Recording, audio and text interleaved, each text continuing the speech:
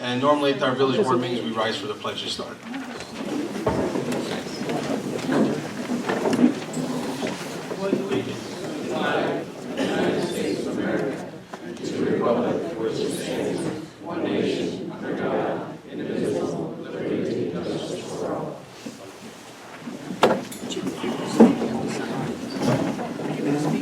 Are we? You don't have to. If you do, they want you to sign up. So again, thank you all for coming out tonight. And just going to give a quick little overview of what we're trying to have for tonight. We have the company here that's looking to do a project or preliminarily discuss the potential for a project down the road on private property. This is not a Village of Highland Falls municipal plan or project. It's not a Town of Highlands municipal plan or project. Right now it's, again, in its infancy stage, and it is on private property. And I've talked with the company, if they've come into Village Hall, and after the second meeting, I just felt it was important that we get out to the public, especially those who it could potentially affect, most notably the Savily Grove area. So we're going to start the night with the presentation from the company. That'll be about a half hour or so, and then we will start from comments from the public. We had a sign-in sheet that we hope you filled out, but if during the presentation you feel that you have a question you'd like to ask, then feel free by all means, just raise your hand and we'll get the clerk to recognize you, and then we'll have you come up and make your comment.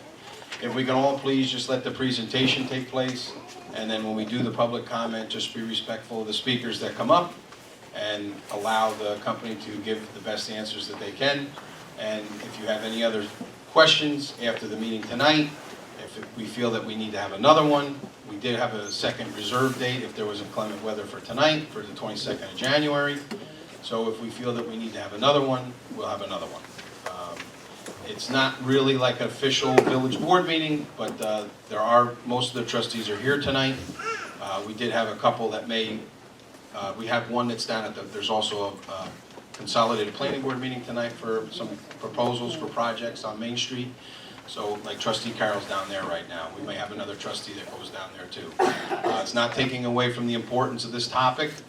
We are videoing it tonight. It will be up on our website probably tomorrow. And as we move forward, if there's another meeting, that will also be on the website. So take it away, New Leaf.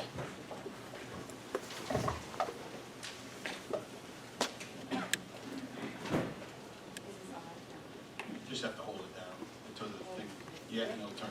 Yep. Can you hear me? Just give me 1 second to get plugged again.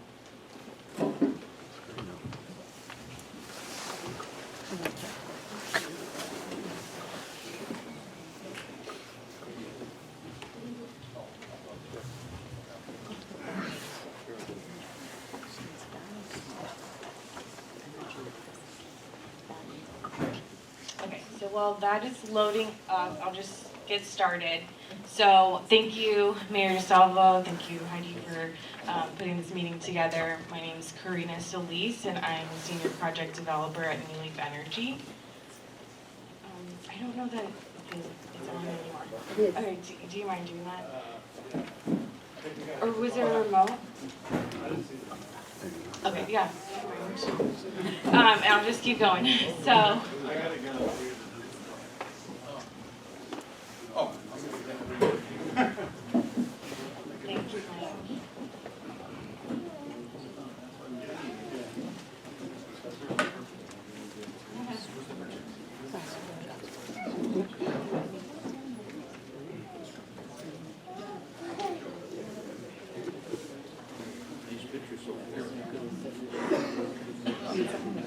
Modern technology.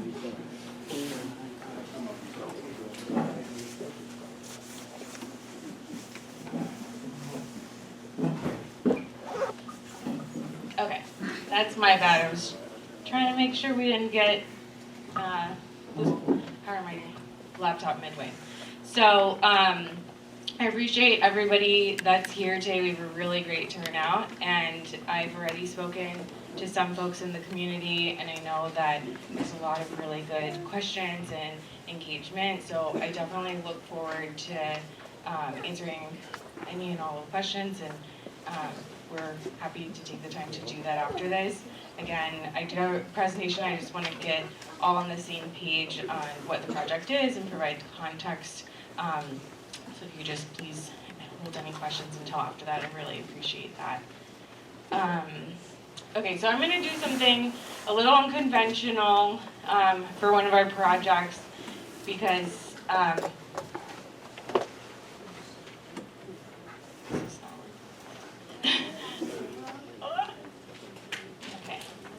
because I'm going to start by talking about a project that is not a New Leaf Energy project. It's the Warwood project. Has everybody heard about this project or the incident that happened a couple of weeks back?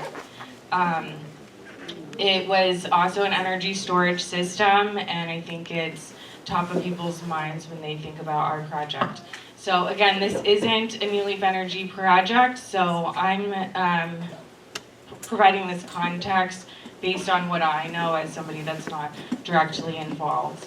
But I just want to go through a couple of facts just so you're on the same page and try to explain why in this context we're still proposing the project that we are in Cedar Lane. So it is an energy storage system, Powin Centipede. It's a lithium-ion system.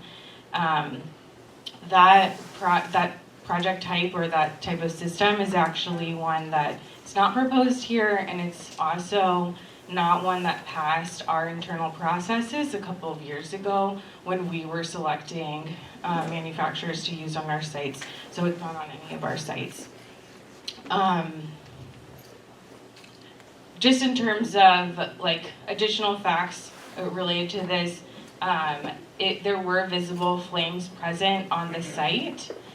Just for anybody that's not, immediately familiar, after about 4 to 6 hours into the incident, the flames, there were no longer visible flames, and that occurred without any type of intervention from the fire department. I have Paul Rogers here, who is an energy storage fire safety expert, and can chime in with more details on that. But essentially, that is how these systems are designed to function if there is, their safety systems are designed to function if there is an incident.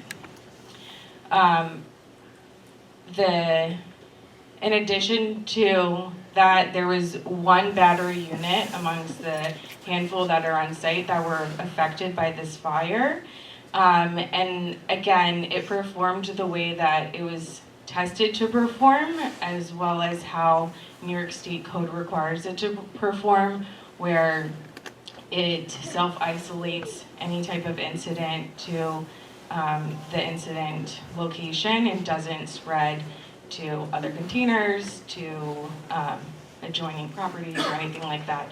And for that reason, because it performed the way it was supposed to, there wasn't any explosion, injuries, fatalities, and there wasn't any property damage besides obviously the container where the fire was that occurred. I do think that a lot of folks are particularly interested in the reports of hydrogen cyanide that were reported. So just again to provide a little bit more context about what that means, hydrogen cyanide is a chemical that is emitted in any fire, and that's including, when you're making your s'mores on a campfire, and in addition to any other type of structural fire. The measurements that were reported or that we're aware of were taken 20 feet away from the system, so right up against it, not next to anybody's, like where anybody would actually be, because it's also private property. And those levels that were recorded were not at levels that would cause any human harm. We also know, or NYSERDA said that this was not a sanctioned project by them. We are going to be part of the NYSERDA program. NYSERDA stands for the New York State Energy Research and Development Agency. I believe that's what the A stands for. And by virtue of being in that program, it is not it's certainly not the only, but it is an additional mechanism of review to ensure that each project in that program abides by all necessary and appropriate fire safety codes. So again, this isn't our project. That's a little bit of where the information I have ends, but I will say that this follows two similar incidents that folks might have also read about from the same company using the same battery module in the same town. I think that it's important, even though yes, this happened nearby and there were several incidents, it's in the larger context of energy storage development and how many are online and have been online for several years now. It's not indicative of an enormous risk that the systems are, certainly they're not designed to go on fire, but they're also not expected, and that definitely shows in the statistics that currently for all of the projects that are online, we're seeing a less than 1% failure rate, and that wasn't always the case, but because of tightening standards and a really concentrated and intentional effort to tighten codes and make sure that testing is in place, that's how we're seeing this less than 1% failure rate. And then I also, just to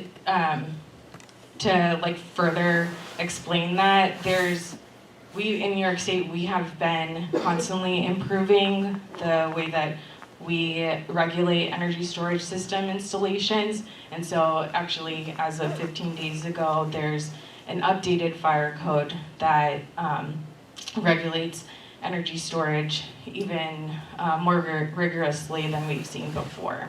And obviously, these systems were not included in that, they were built before that. Okay, so I just wanted to get that out of the way. We can endeavor to answer any other questions that you have about Warwick, but again, our understanding, and even I think, the investigation is still ongoing. There's only so much that we can get to. I do want to shift gears and talk about our project. So this is kind of my typical, or my regular presentation. So I'm going to just explain who I am, and then why we're talking about energy storage installations at all. I'll talk about the proposed project that we have for Cedar Lane in particular, and then I've already gathered a couple of frequently asked questions. I can just imagine I'm not going to cover everything, and so I'm going to try to get through them quickly and we can move on to others. So New Leaf Energy is a clean energy infrastructure firm. We develop wind, on-site solar, energy storage, electrical vehicle charging networks. We have an office, our closest office here is right outside of Albany, and we have been one of the #1 solar developers in New York State for quite some time now. But we also have been installing energy storage since, the technology really became commercialized for about 10 years now. So the project purpose, so why energy storage?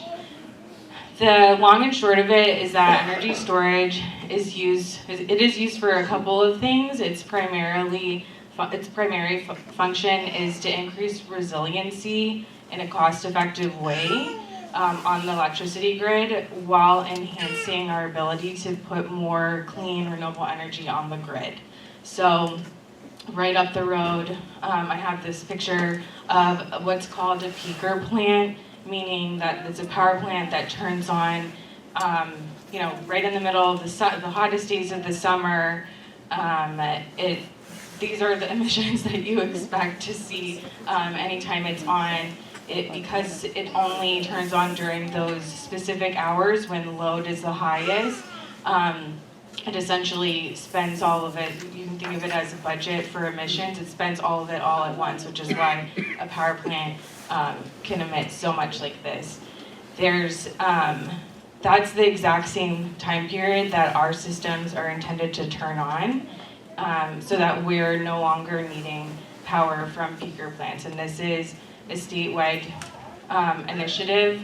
There's 6 gigawatts, 6,000 megawatts of energy storage that is targeted to be installed in New York State by 2030. This is a 5 megawatt project, so as you can imagine, it's one of hundreds that either already are in the ground or are expected to become operational in the next couple of years. Those goals are directly to achieve the 100% zero emissions goal that New York State also has by 2040. I mentioned reliability. This, unlike many other technologies, this technology can basically instantaneously, like we see on our cell phones, turn up and provide electricity right when it's needed, which reduces the wear and tear that we see on our grid. I'll go to the next slide. So the other component to this, or the need, is that we have an antiquated electricity system here in New York State that, it needs to be not only repaired and enhanced, but there's things that are competing for electricity on the grid now. AI, the electrification of natural gas uses in our homes, smart homes, the list goes on. And so we also need more electricity on the grid. The intention, so this is actually something that legislators and the Public Service Commission foresaw and started working on about 15 years ago in order to make sure that when we're responding, we, meaning the state, when the state is responding to this need, that they are not subsequently putting a bunch of infrastructure on the grid that goes down to your utility bills that everybody has to pay, when they turn on their lights. The design is very intentional that private companies like New Leaf Energy are investing in this infrastructure so that other utility infrastructure like substation upgrades or expansions don't have to happen, because those otherwise would have to be paid by utility customers. This is a privately invested in and owned system, similar to essentially all of the other energy storage systems that are going in around the state, specifically designed that way so that it's the most cost-effective way to reach all of our goals. And then I just want to explain how exactly it works just really quickly. So the system, it is a battery at its heart, so we're connecting directly into the local grid that's already running on Cedar Lane and taking in electrons that otherwise wouldn't be used and saving them for the times I mentioned earlier, the hottest times of the day when everybody's turning on their ACs, people come home from dinner and are using more electronics. That's exactly the time that our systems would be running and pushing power into the grid. Okay, so the actual proposed project here, I think many people are already familiar with the location. It's 38 Cedar Lane. It's right here where my cursor is showing. Our intention is for it to be a low impact project. This project site has been used for industrial purposes for several decades now. And when we saw this site, we appreciated that it is, for the purposes that I mentioned in my previous slides of needing to connect to the utility lines so that it can actually feed actual uses, it is as isolated as we can be while being able to still reach that line. that the line is roughly what we have in yellow, if you're able to see that. So it is directly on that line.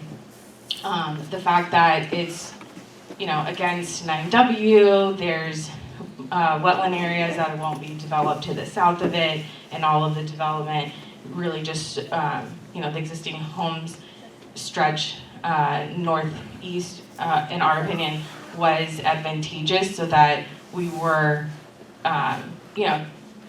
finding that Goldilocks spot of not being right in the middle of everything, but also being able to connect to the grid. And then this is effectively like an aerial view of what the existing location looks like in this next, well, I have another image, but this is what we're proposing. It's an image essentially from north of the site. Okay, actually, so yeah, just to follow along with those visuals, this is what we're proposing. So you can kind of still see the yellow school buses, but we're proposing about a 10,000 square feet footprint enclosed by a fence. This is really the worst case visual impact that we expect, because you're looking at it when there's no leaves on the trees. It will be invisible during other seasons of the year.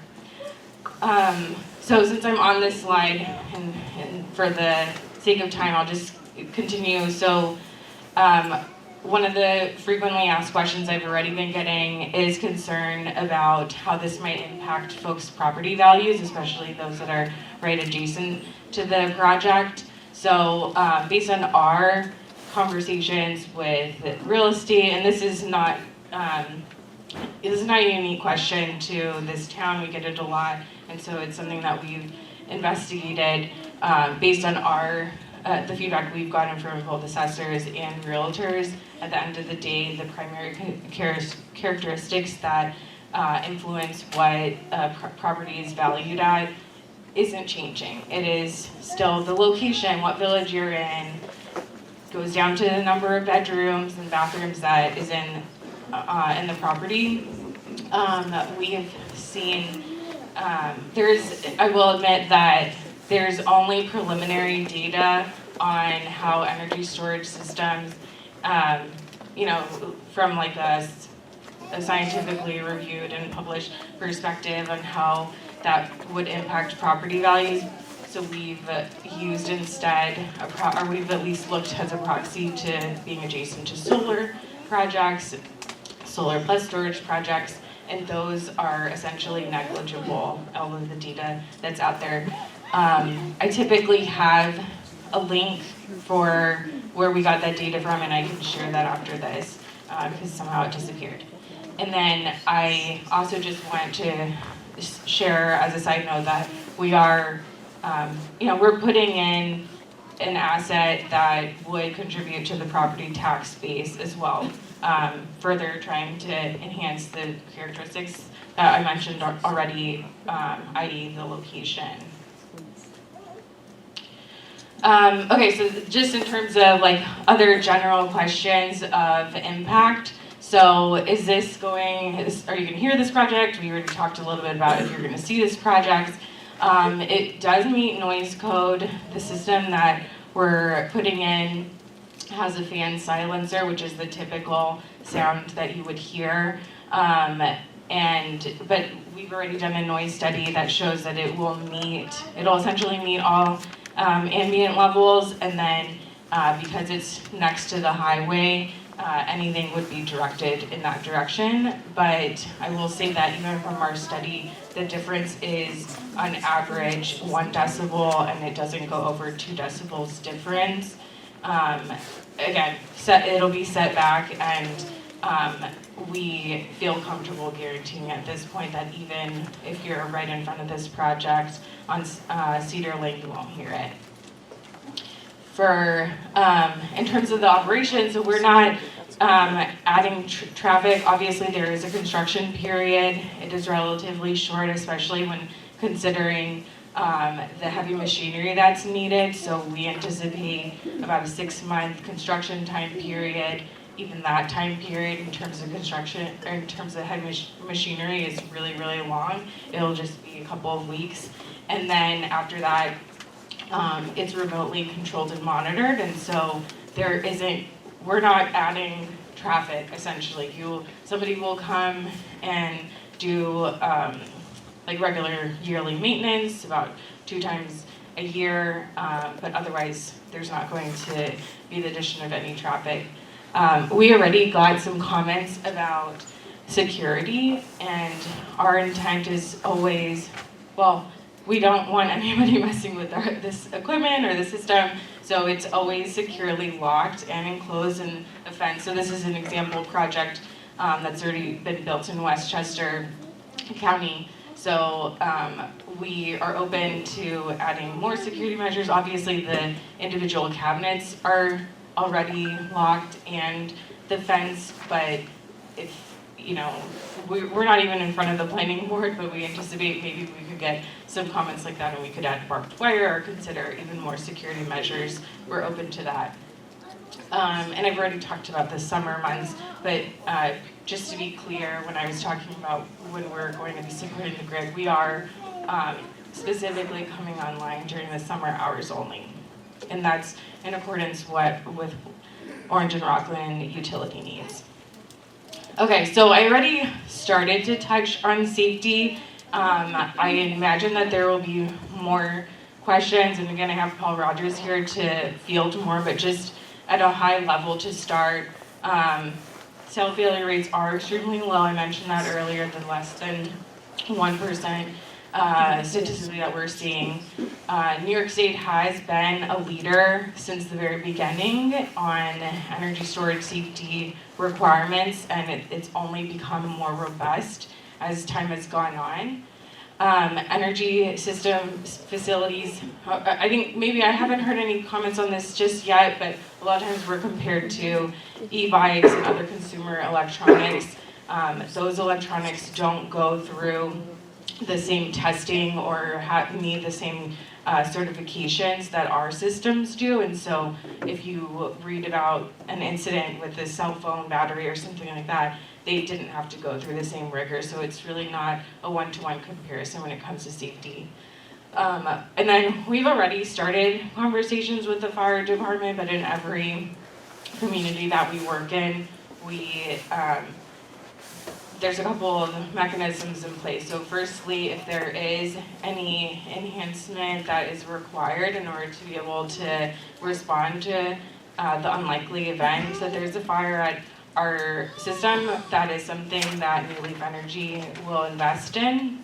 Although I will say that typically there isn't anything unique that's needed in order to respond to an energy storage system. So it's really, if there's something that is existing but needs upgrading. We also provide, through our review process, we'll be doing site-specific reviews. This is also now, like I mentioned, the new codes that came out this month. That's now a requirement. That's what we've always done on our projects, but we'll continue to do that. And have regular training. So before we're operational, we will be training the fire department on our, emergency response plan, and then as needed in collaboration with the fire department, we'll do regular update trainings as well. And then, well, actually, I've mentioned the emergency response plan. That's something that we plan to submit as well. There's a lot that goes into the code requirements, so I won't go into a ton of details, but some of the things that are required are for developers like us that own the projects to be on call and respond so that we can have a subject matter expert in energy storage helping the fire department on site navigate, as an additional component on top of their training, and ultimately can relieve them of their duties so that we're not taking valuable resources away from the town if it gets to that. None of this is to say that we are intending or planning for there to be an incident with the system that we're proposing here. But I just wanted to highlight all of this because we are taking every precaution to plan our system so that in the worst case scenario, there's no impact or risk to the community members. And, okay, actually, just really quick, one thing I want, because especially if we have more safety questions, I just want to give a little bit of background on the systems themselves. So I mentioned, or one of my slides mentioned battery cells. So they're about the size, more or less, of a cell phone, and in the battery itself will look like maybe like a data center of racks, but it is enclosed in an outdoor rated box.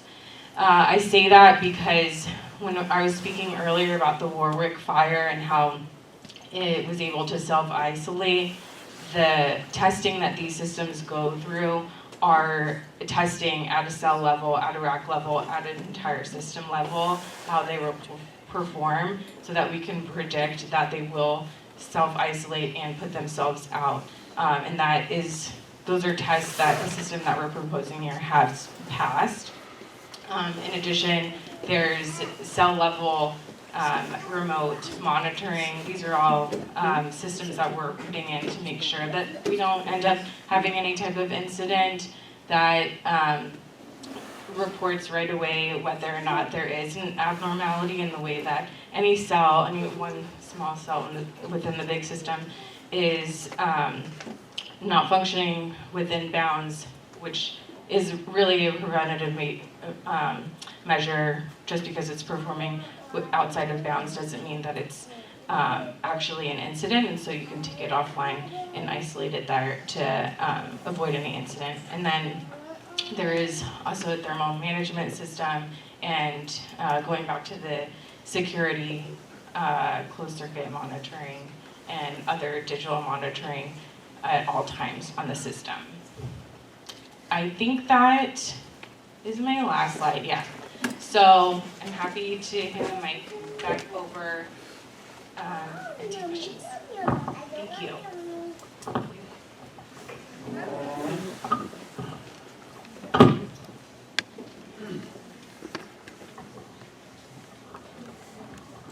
Okay, thank you for the presentation. So we will open it up now to any public comment, and I'm going to go off the list. So Kathy Beach is the first one. Come on down.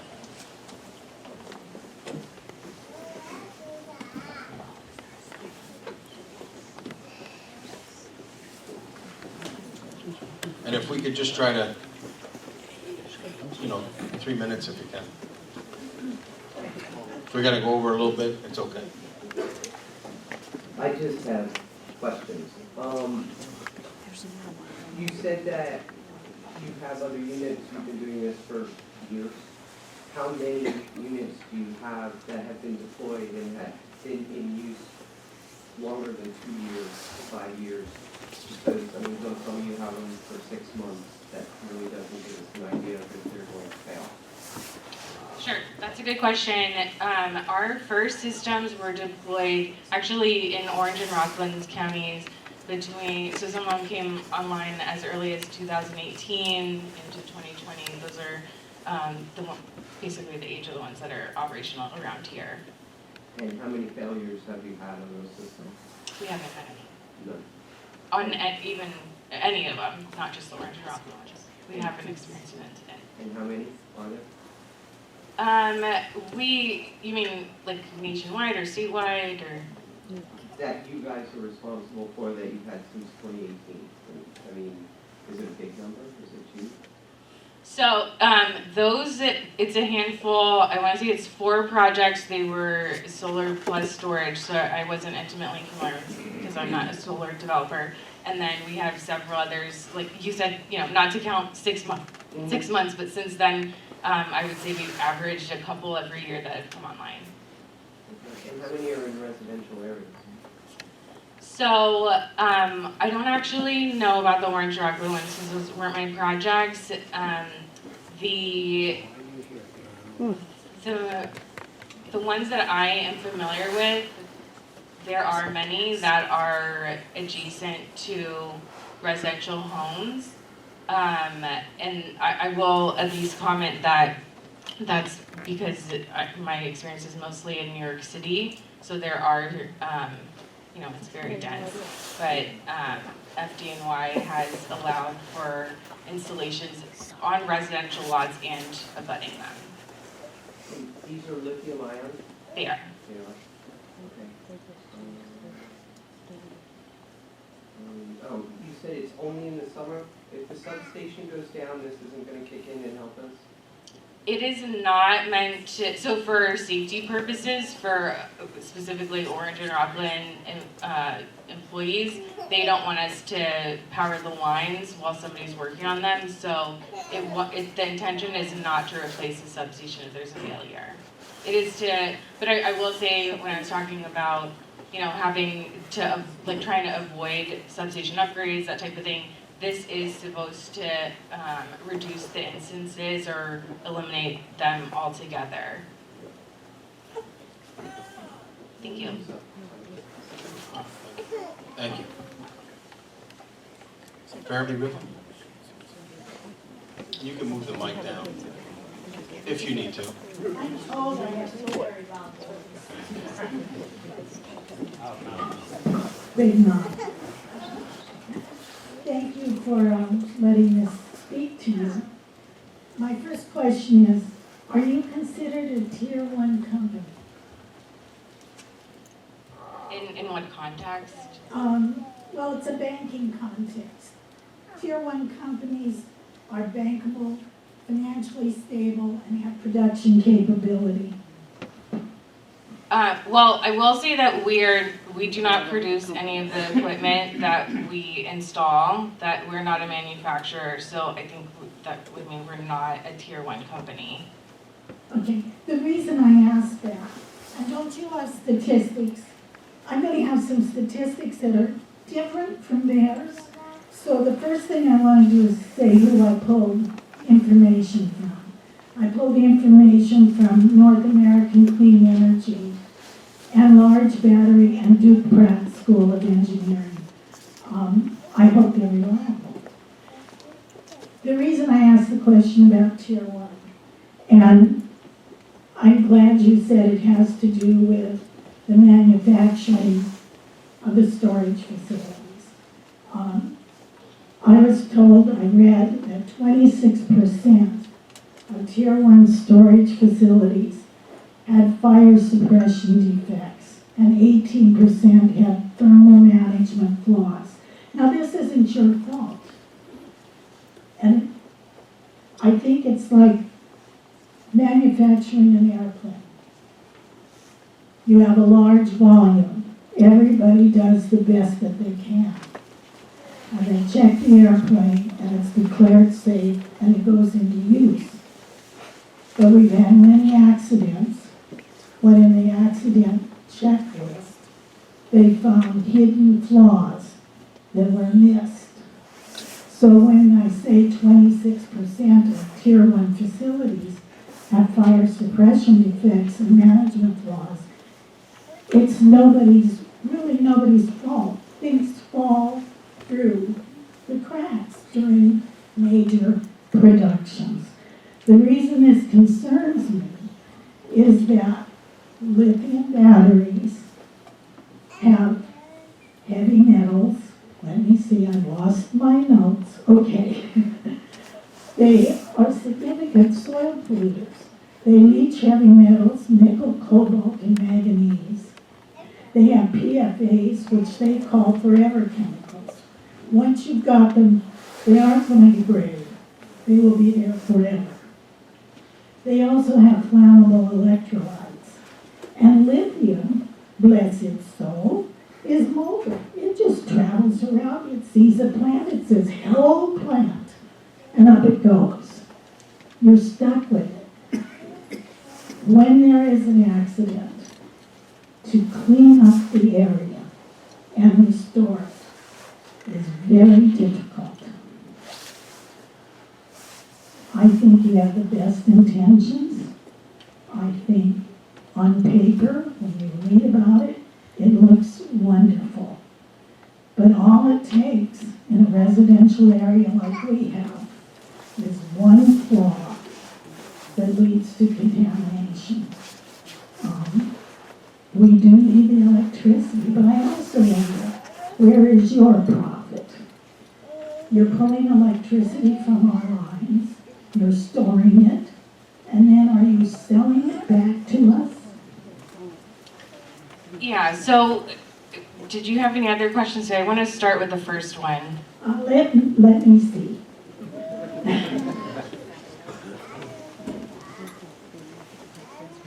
I have a concern about what happens to the batteries after they're used up, but that really isn't terribly germane to We can still touch on that. Okay, so just to back up to the first comment about chemicals, I guess, so I mentioned earlier that there's a little bit of a false comparison between our system and other lithium-ion systems within consumer electronics. That same lithium-ion systems that are typically, that's literally right here on the table with me, is a nickel manganese cobalt chemistry. That chemistry was at the inception of installing large-scale energy storage systems like this commonly used, but it no longer is. It is a different chemistry. It's an LFP chemistry that doesn't have any of the chemicals that you named, the heavy metals that you named. And then I'm going to let Paul respond to the other chemicals and PFAS, although that sounds like another typical plastics chemical, but I'll let you correct me. You asked about, or I guess maybe we can finish that, and I would talk about the other two questions. Do you want to do that? So just to be very clear, I'm here really more to talk about the fire code and making sure that the guardrails are up there and that they follow the fire code, right? The fire code that was just put in place, this is the one that just came out. January 1st, we actually had it's probably it is the best in the country. I've done a lot of code writing.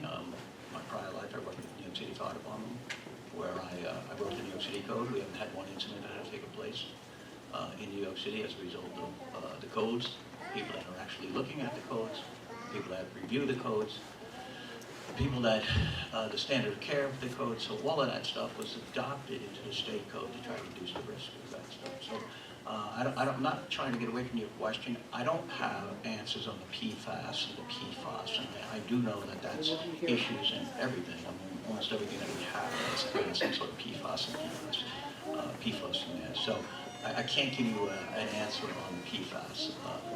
But was there other questions that you thought that I was? Well, I can. Did we adequately cover that? Because I can move on to the next question.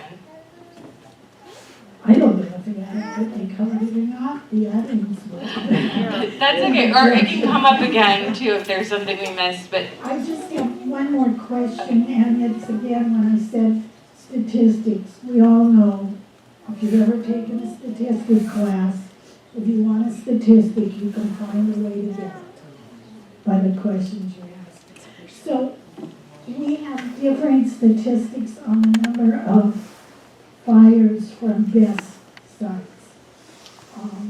I'm happy. So our statistic comes from the Electric Power Research Institute. They have a Wikipedia, essentially, looking page that tracks all incidents all over the world in energy storage systems. Okay, and I'm sorry that I didn't annotate which of my sources gave the statistic, No problem. but it said that there have been 40 known fires in grid systems during recent years, but that's not what your information indicates. I'm sorry, you said there's 40? Known fires in the last several years. They didn't annotate the years. But you said that in 2022 alone, there were only 6 reported events. So those two things don't seem to gel. I don't remember having a statistic like that. I said that the failure rate, which is what comes from EPRI, is less than 1%. And I did have a comment about the 2 Warwick sites, but I don't think that there was, I do not claim that there was only 6. It was in one of the handouts, Okay.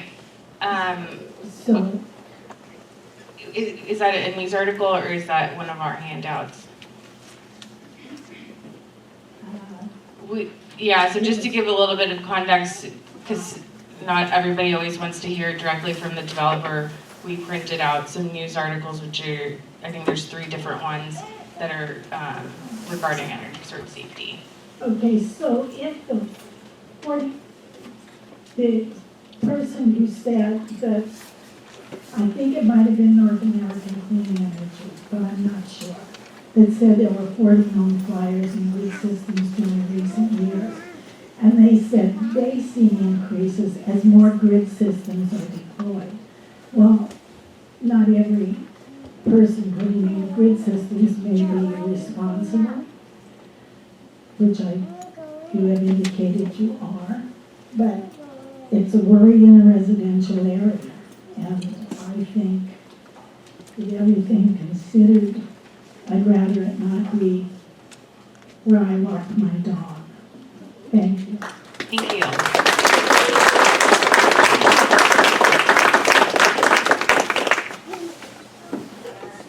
Mr. Wells. You're welcome. What is the life cycle of the batteries? Like how long we'll have it? About 25 years is what we're, 25 years. yes. Wow. And this is lithium ion phosphate batteries? It is. Iron phosphate, yes. So I just bought a lithium ion phosphate storage system myself, and they tell me that it's good for 8,000 charges. So you have 8,000 charges over 25 years, similarly? I don't know, I can do some rough math really quickly, but we have, every year, it's gonna cycle about 120 days, that's like over the summer, and so times 25 years, yes. So aside from hydrogen cyanide, what are the other toxins that would be released in the flame? Yeah, well, all of that stuff, one of the criteria to come into the state is they have to do what they call destructive testing. Basically, put your systems on fire. They'll collect the data. All that data is collected. It's given to the code official for them to take a look at. It's a cocktail of different things that are in it. Also, the stuff that we see is aligned with what we see in a regular structural fire. Matter of fact, there's a document out there from American Clean Power where there is alignment on products of combustion from a structural fire and products of combustion of the battery engine storage fires. So aside from the hydrogen cyanide, what are the toxins that are released? You'll see a tremendous amount of CO, carbon monoxide, that comes out of that. You see minuscule amounts of things like ethylene may come out, ethane. I've seen some reports that showed some propane. I don't have them off the top of mind. It's a cocktail, just like a cocktail of different gases that come out during structural fire. And a study was recently published by Nature magazine, but the number 1 toxin is hydrogen fluoride, which when it's merged with the mucosa and the administrative lungs turns to hydrogen gas. So yeah, so the number one thing as a constituent of smoke for the, what do you call it, CO, I'll attest to that on record. CO, carbon monoxide is the number one thing. Right. There is some stuff that may come out from hydrogen fluoride. Hydrogen fluoride is a decomposition of usually stuff that we see inside our everyday air conditioners. It's a decomposition of the actual fluoride gases that are inside everyone's air conditioner, whether it's a car fire or something like that. The NFPA has done some research on that on electric vehicles, and they saw a spike in hydrogen fluoride, and it was actually when the air conditioning system for the system, it went up and it went completely down. So it did dissipate kind of quickly as you leave the point of origin, but all of that is documented, and that's online if you want. So it was a study done by the NFPA Fire Research Foundation. I saw several studies on that. I'm particularly concerned because the carbon monoxide is no big deal. It's dissipated in a residential area, and we've got fresh air mingled with it. but the toxic gases that are released and the plant from the prevailing winds, all the residential area is downwind. So you're building a plant, it seems to me, at a very poor location when you're looking at where the barrier is going to flow, and you're going to blow right across the housing. So, you talk about these things not being a big deal, but they had to evacuate 1,000 people in Warwick. In Monterey County, you had a fire, the Moss Fire. That fire, they had to evacuate over 1,000 people. Where do they go in Hunter Falls?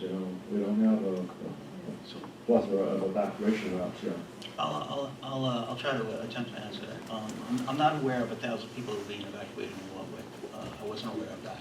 I know there was an evacuation call in Moss Landing. I'll talk a little bit about that. We're in the process of working with the California Energy Commission in regards to doing a report on that. I think they did that out of abundance of caution.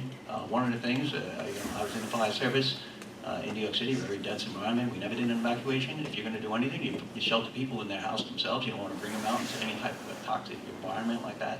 So I'm not a big fan of evacuations. As you said, where the heck are you going to put these people to evacuate? So when you have a fire that's in the exterior of a place, usually it dissipates in the area. You may be able to smell it. Just so you know, I was at the Warwick fire. It was dressed just like this while the fire was going. I'm not telling you that there are no toxic gases. Of course, every fire has toxic gases. That's guaranteed. It's as it leaves the point of origin that we start to see the dissipation of those toxins when they get down below anything that's going to be impact the human health. They actually took some measurements that were there. Those measurements was done by the Orange County hazmat team, and there was something in the report that they didn't have anything. They were taking measurements about 20, 30 feet from the actual container that was affected, and they didn't have anything that was impactful to the air quality, and that was them saying, no, I didn't say that, I thought I read that somewhere.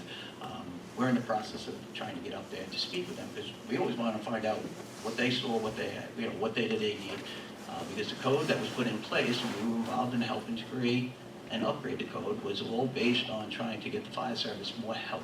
That was a big thing for us, is trying to make sure that the fire service had more help. We don't want them to babysit these things if they were to have an event that takes place. We're the only places in the country that actually requires someone to get there if there is an event that takes place. They have to be there within 4 hours, which sounds like a long time, but no one in the country has such a robust requirement like that. But given the nature of the runaway fire potential of this, what's the point? It doesn't matter if you have somebody there in 20 minutes or a couple of hours. They're gonna try to cool it down, but it's still gonna continue to burn.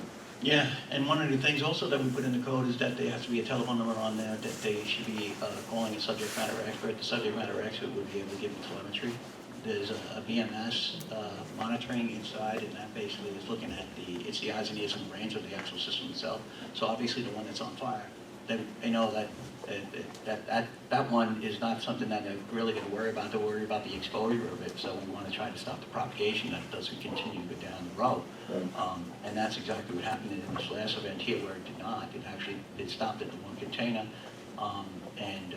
That's one of the things that they test for. When they burn these systems, they're burned by a national recognized testing laboratory, and they fully destroy them. It's called destructive testing, large-scale fire testing, where they actually purposely put these things on fire. Some of these tests can be up to $1 million to prove and validate that system will not continue to propagate to the other systems that are adjoining it. So that's if you set one system on fire. That's correct. What happens if one of these units gets struck by lightning?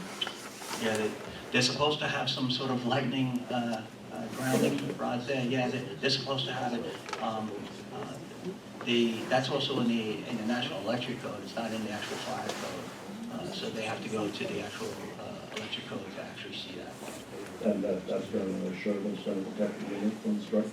I can tell you that it's required, whether it's going to protect the unit. That's a hypothetical that I can't really answer. And these things are set off by, out of how many thousand individual components are in there. They're putting 5 megawatts in there. How many AA size batteries are in there to make up 5 megawatts. Yeah, so cells come in different formats. The AA that you said is what they call a cylindrical type of cell. You could have prismatic cell, which is more like a block type, or you could have what you have in your computers, which is like a pouch cell. Sure. So it depends on what type of cell that's actually going to be in there, will dictate your number. But what happens is you'll have a group of cells, and those cells are the building blocks of what you got a module, and then you got the modules that go on top of each other like a baker's rack. So one of the criteria that they need to do is each one of those levels of components that I just mentioned, from the cell level to the module level to the actual unit itself, that's all tested, performance testing that has to take place, where they do destructive testing, not only with the cell, they also do it in the module. So what they do is they'll take a single cell in a module, so that's a group of cells that are inside there. They actually purposely fail it, and they have to prove that if this were to fail, that it wouldn't propagate the cells, the adjoining cells in the area. It's a very deep and technical test. I sit on that committee, actually. And this is why when we get into peer review, we give the code official that we're reviewing this, because it is very technical. We're making sure that they have help.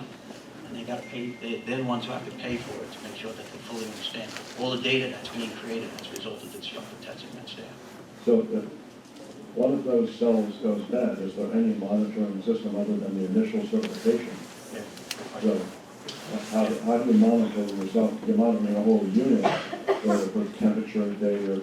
Is each one of those cells have a monitoring system on it? Yeah, so some of them go, some of these things, the BMS goes right down to cellular level, right? When they actually see there's a heat, or if there's an overheat, what they'll do is they'll try to shut the system down. And what we've seen in test after test, and again, I'm looking at this in 2013, and we did a tremendous amount of testing, just like your phone, right? If you ever plugged in your phone and all of a sudden it feels hot, the moment that you pull it out, your phone starts to cool down as a result. So when you stop the charging and the discharging, anytime you move energy back and forth between, you're going to create heat. So what it does, the BMS will actually shut down the full system itself. So which type of cell does Nordic use in their systems? So we're currently proposing this to be a CATL system. And that's the cylindrical?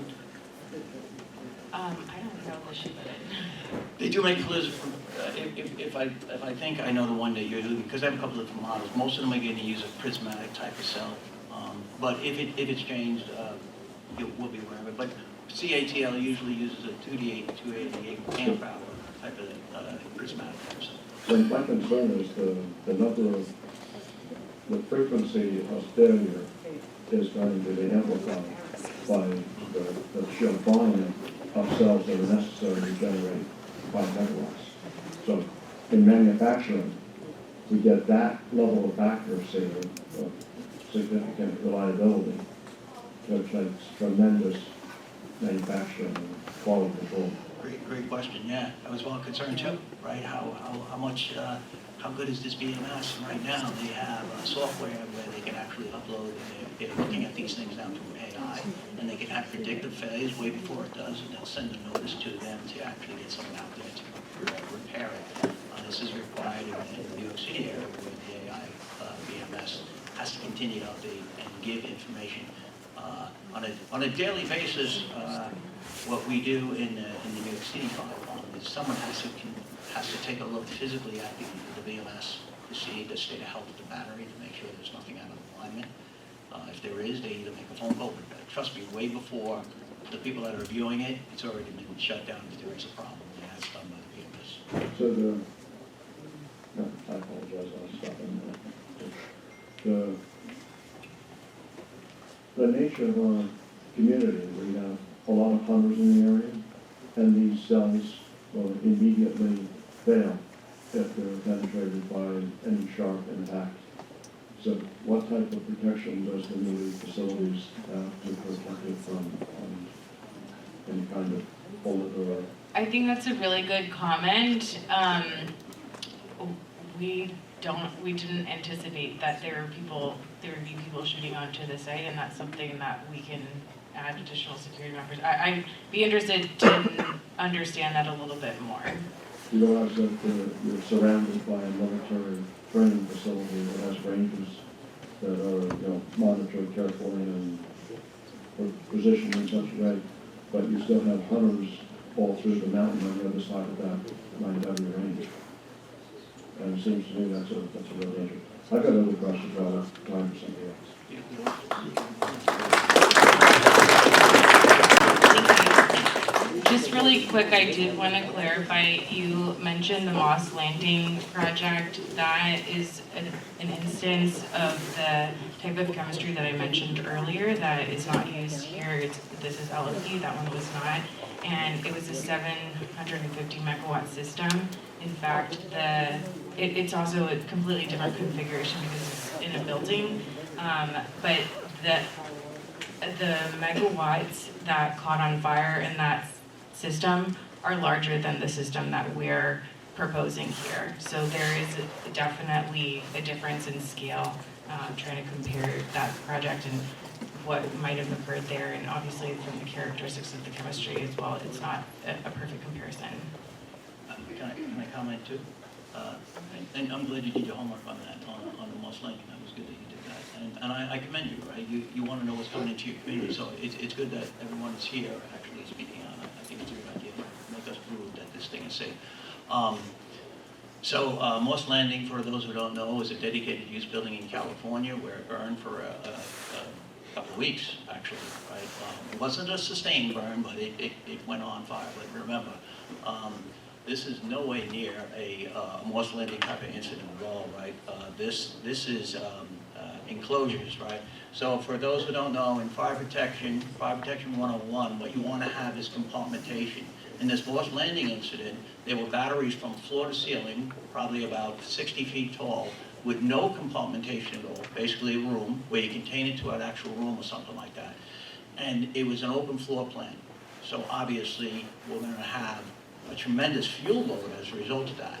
So what we have here in the state of New York is we look at these utility scales to be in these containers. To try to give you a visual of what that would look like, it's basically like a shipping container. It's not a shipping container, but it's like a shipping container, about that size, that length, and everything like that.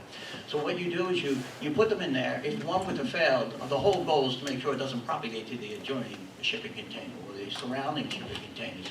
And that's what the large-scale fire testing addresses. They address the shipping container or the cabinet, that it doesn't, if it does fail completely, that heat does not transfer to the adjoining one. And all of this will be done with training for the fire department, which is annual training that was put into the code, that's nowhere else in the country.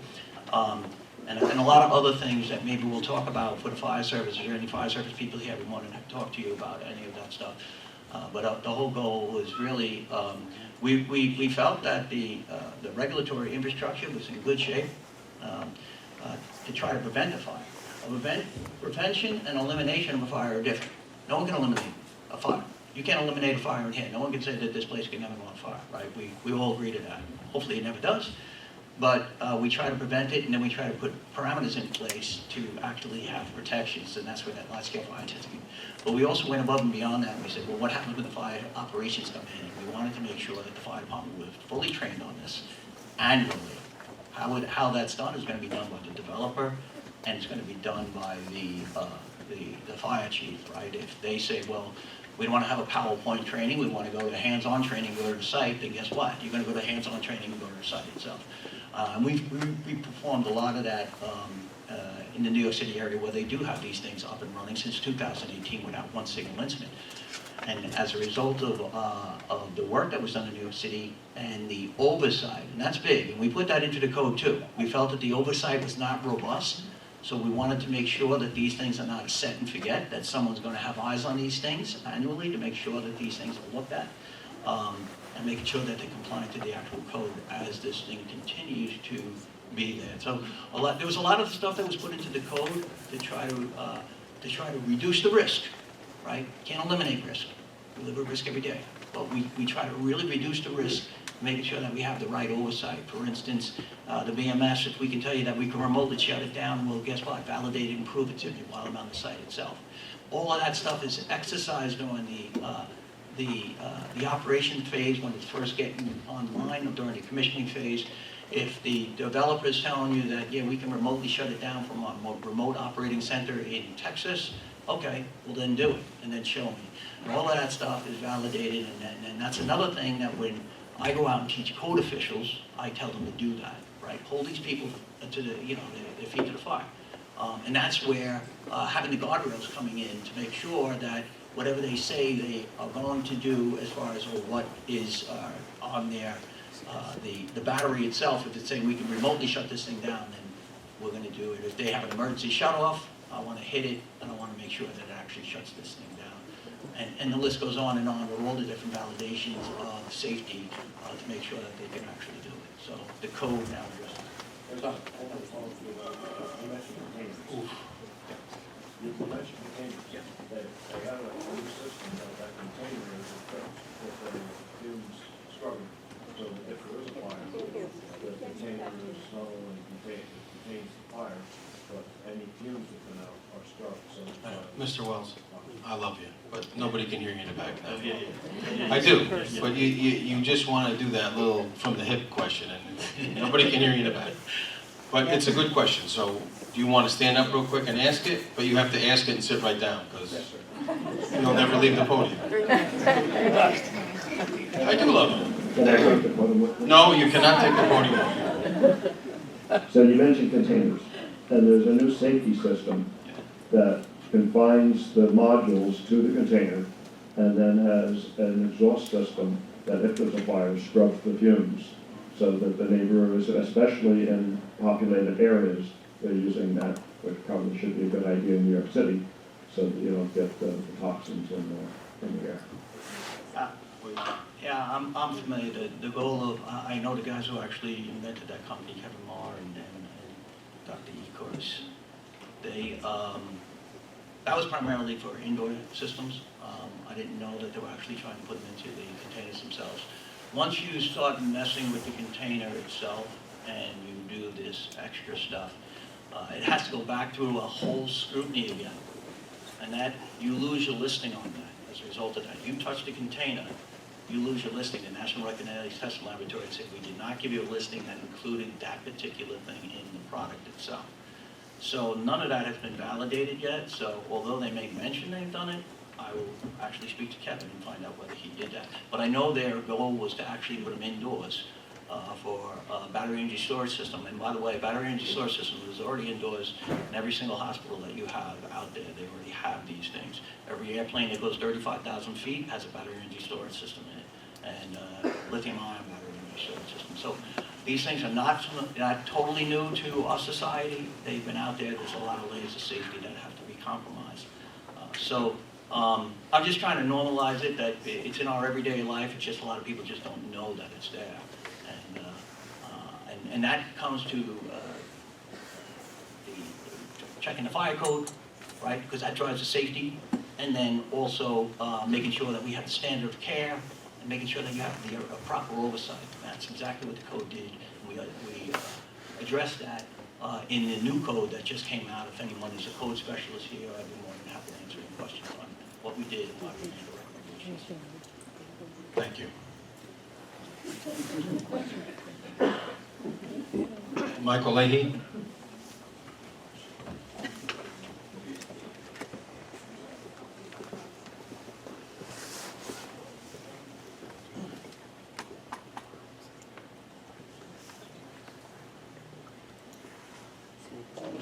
Mr. Wells got a lot of it. The southlands to the wetlands to the south, what is gonna be, is there gonna be some kind of preventative way in case there is any release of any of these toxins from going into the wetlands to the south? So, again, I just want to center that the intention is not that the system has an incident during normal operations. There's nothing emitted. But to your question about in the case of an incident, we have to do a hazard mitigation analysis that by code, we have to submit to the planning board. I believe that means that it's going to be public information, or if anything, the fire department will be able to review it. we're talking about CO and very minor, or like, if any, traces of other chemicals. So to answer your question, no, like unless there is something that comes out of our HMA, which is site specific and technology specific, there isn't like a chemical that is exotic that would end up in the wetlands. Just to put, just say it did catch on fire, to put water on it, you don't put water on it, correct? That's correct. So whatever chemical you put on it, is it, We're not putting Some any kind of- chemicals. We're not so putting you any just let it chemicals. burn? It burns itself out. By and large, that is going to, I mean, Paul knows a little bit more if there's No, other I- instances, No, but I get that it, is it how it's burned gonna work. itself out in the middle of a residential area.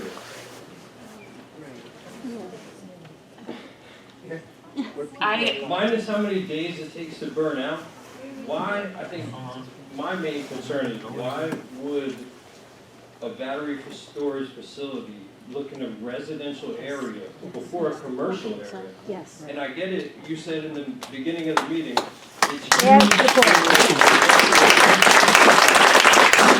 Somebody uses their house or their yard as industrial or whatever they got going on, it doesn't mean we can build a battery storage facility on their property. It's, I mean, also to the north of it is a beautiful park, a beautiful baseball field that was just spent $500,000 on, right behind the Little League field. I think the village owns property for a park.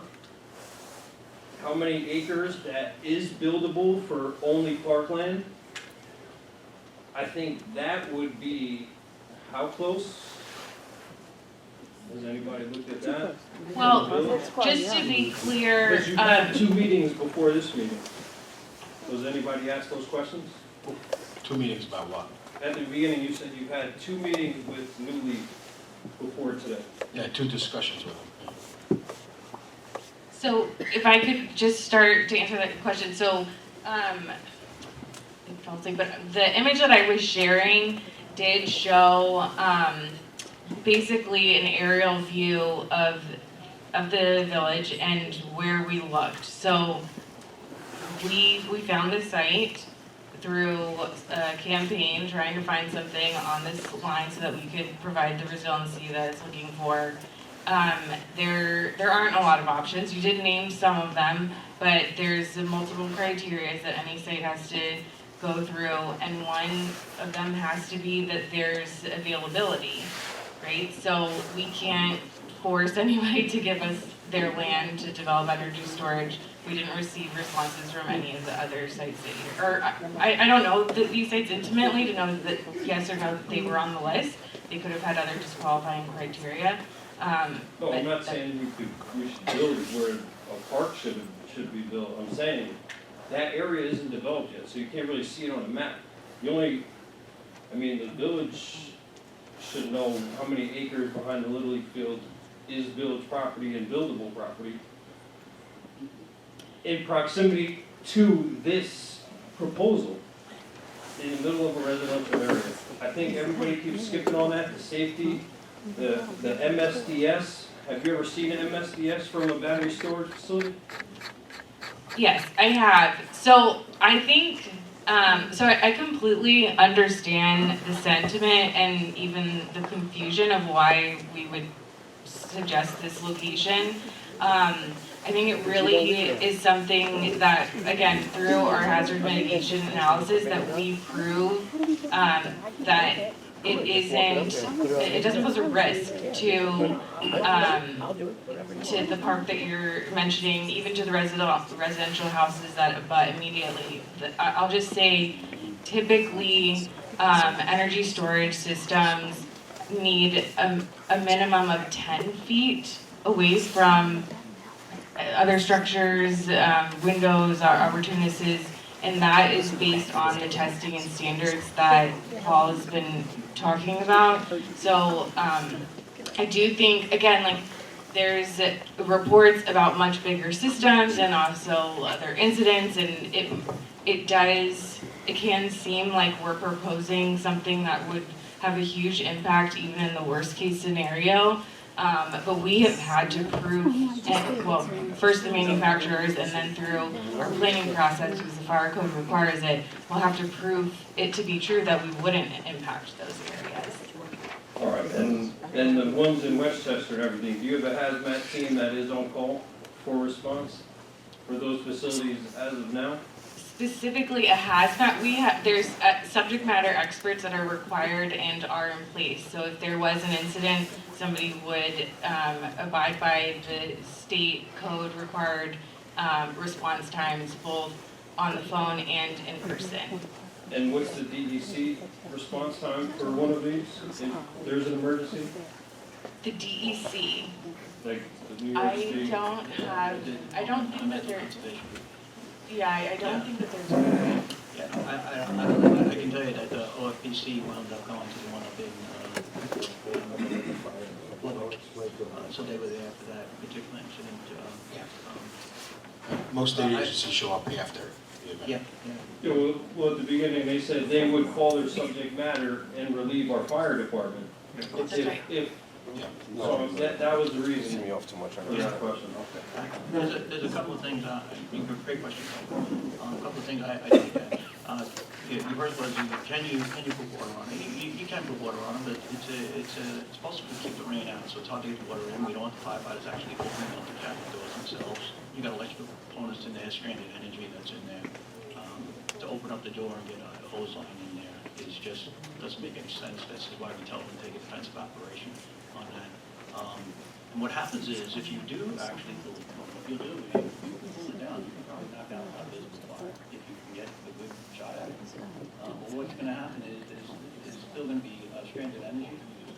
There's still going to be, I'm sorry, there's still going to be stranded energy inside of that. So what we have seen time and time again, when you do add water to the mix, we could get reignition. And so what you're doing is you're actually prolonging the event, because now we put it out, it goes back on fire. We put it out, it could go back on fire. So this was something that we talked about in the committee itself on all the firefighters about allowing it to burn. There's a couple of things that if you allow it to burn, you actually speed up the actual event from taking place. The hotter it burns, the less toxic chemicals come off of it. Believe it or not, it's actually consuming a lot of it.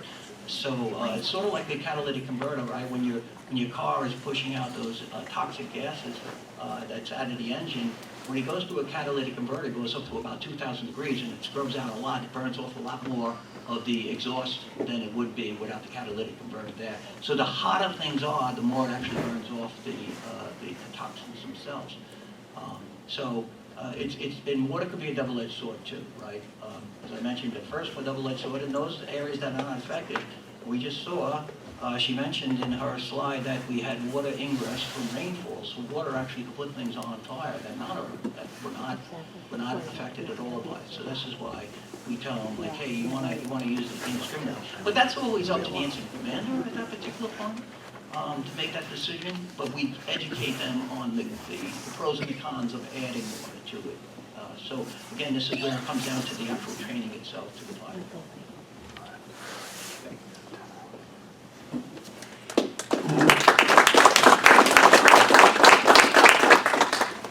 Okay, so we got an additional list, so other than Mr. Wells, we're gonna hold people to the 3 minutes now, unfortunately. So I have Ann and Tim. Doherty, do you want to come up together, or do you want to, is there a spokesman for the two? Or? Okay, smart man. Thank you for being here. You made a statement earlier, Paul is his name, I believe? Yeah. Thank you for what you do, and I appreciate your firefighter, it's fantastic. You said the hotter things burn, the less the toxic fumes that come up. World Trade Center burned, and people are still dying from 25 years later. That was pretty toxic and pretty hot. You know, I'm not trying to be a wise guy, but Yeah. it's pretty Yeah. And I would compare this, an event like this, to the World Trade. That was a 6-month event that took place, and there was a lot of particles that were in the air as a result of the smashed concrete. That was it. A lot of people got sclerosis, scratches on the lungs that led into other areas and stuff like that. But I can't tell you all the stuff stuff, a lot of people did pass away as a result of that. But I'm not aware of anyone, because I've been to a couple of incidents that have taken place, and I've been dressed as I am now. And I'm not telling you that, that's totally good, right? I've been to numerous fires in my life during my 25-year of service. Yeah, and there's always going to be toxic gases at any type of event. I'm not going to try to even play that down. That wouldn't be right. But we also know that as we move away from the point of origin, right, that we start to reduce the toxicity, the levels actually go down, and the concentration of it. So whenever someone is exposed, it's the concentration of the gases that they're actually inhaling and the duration, the time. So it's not only, it's the concentration over amount of time, and that's considered the dose of what the person gets. So obviously if someone's smelling something, they're not going to stay out there, let me smell this more, and we can get more of it in there. I would hope that they do their own shelter in place or get into their car or something like that, in that case, something like that. One other question. You talked about the training for the fire department. We have volunteers here for us. You can't expect them any more than possible. This training, who's going to pay for it? Is that coming out of the village taxpayer No, dollars? that's paid by yes. And you guys are going to provide any equipment that they may need? That's right. All that equipment will be provided without any additional tax dollars from the residents of the community. It's paid for by the developer. And one last statement. I find this energy to be somewhat like nuclear energy. It's all well and fine until something happens, and something's going to happen. I don't think it belongs in the middle of the neighborhood where children are growing, children are playing, people are walking their dogs, people are living their lives. I mean, this house is backed right up to that property, and it's just too close and it doesn't belong in that particular area. And I'm sorry the Highland Falls is not big enough for you to find another spot, but it does not belong in that neighborhood at all.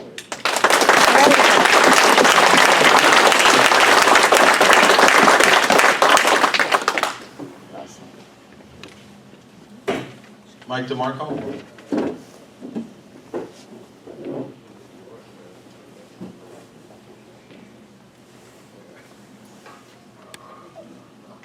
Hi, I'm a builder.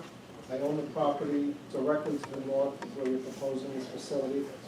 So if it were to be built, it would be surrounded on the north and east sides of residential housing. I had my consulting and planning engineer prepare a letter for me. I'll just encapsulate it, so I don't have to read the whole thing. But first I have a couple of questions. You state that there are all these upgraded fire safety codes and regulations that this would have to constrain, that this would have to conform to. Why would you need all that if it was safe?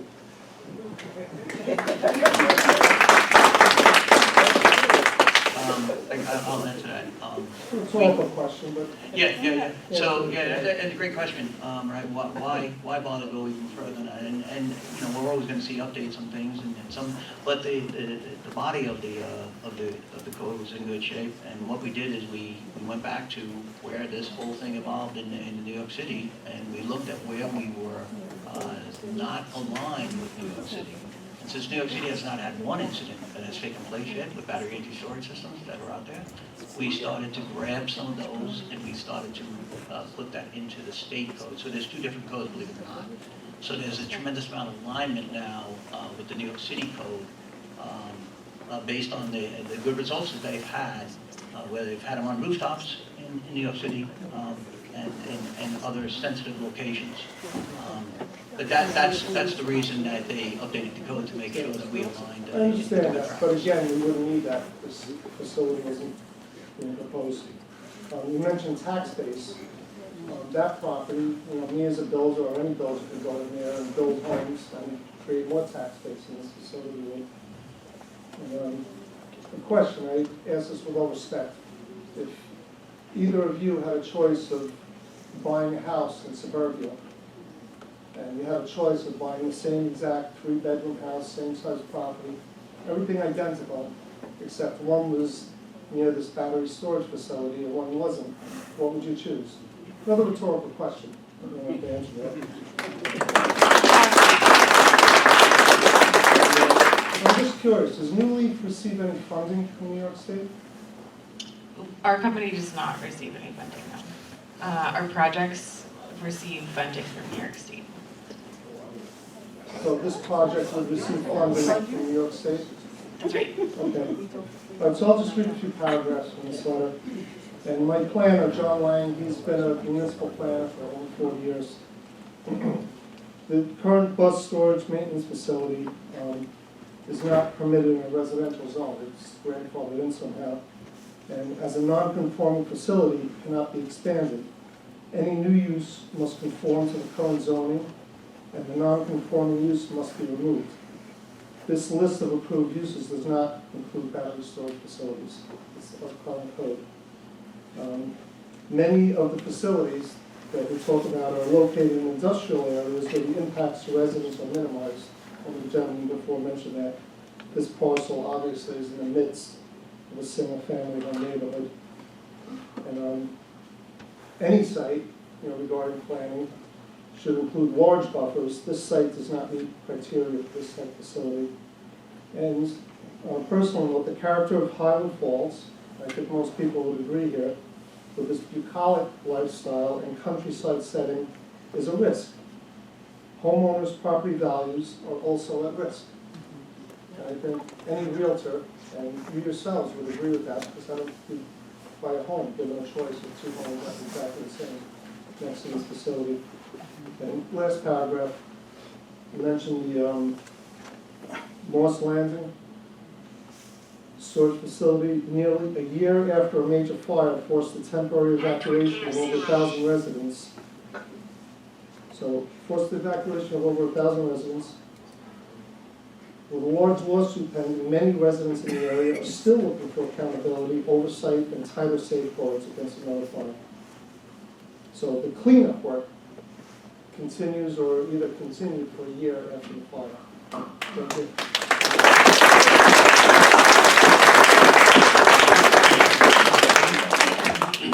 Jake Ivory. Am I saying that right? Jake? 30 Villa. He took off. Karen Palella, 24 Regina. She left. Oh, 1, 2. Mr. Vanzetta? Yep.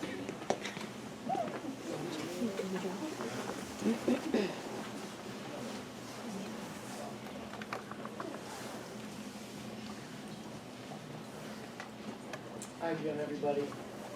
You've got a few things to say. You've lived here my whole life. I played where you want to put this battery for. It was a swamp. Mm-hmm. That whole area was a swamp. Like he just said, just north of that, south of that, there's 2 lakes, Crystal Lake, Pellwood Lake. We had a terrible flood. And the flood waters come right down through that property that you want to put stuff on, right to my house. Right to my neighborhood is on your park, which is the highest tax neighborhood in this little village. And you're going to put this facility within 1,000 feet of my home.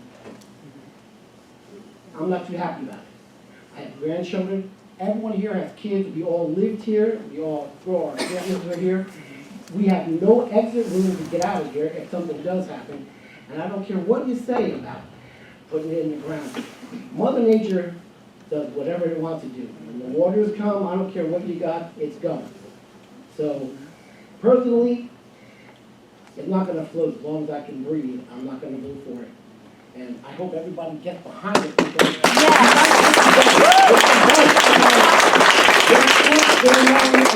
we have nowhere to go. And you're going to put that in the middle of our neighborhood where children play, close to the park, close to where we live. We live. People are 50 feet away from it. Not even. And I just don't understand how you even come up with this. And again, I know you don't know that was a swamp area. That was a swamp. Probably still is. Houses that were built are swamp. Actually, the family that did it, they weren't allowed years ago to build right where you want to put your housing facility. Tony was not allowed to put any more houses there. The houses that you see there That was all that was there, and they weren't allowed to put any more up. That's going back a few years, so how you can come in and put this concrete box, it's not gonna happen. Shouldn't happen. Shouldn't happen.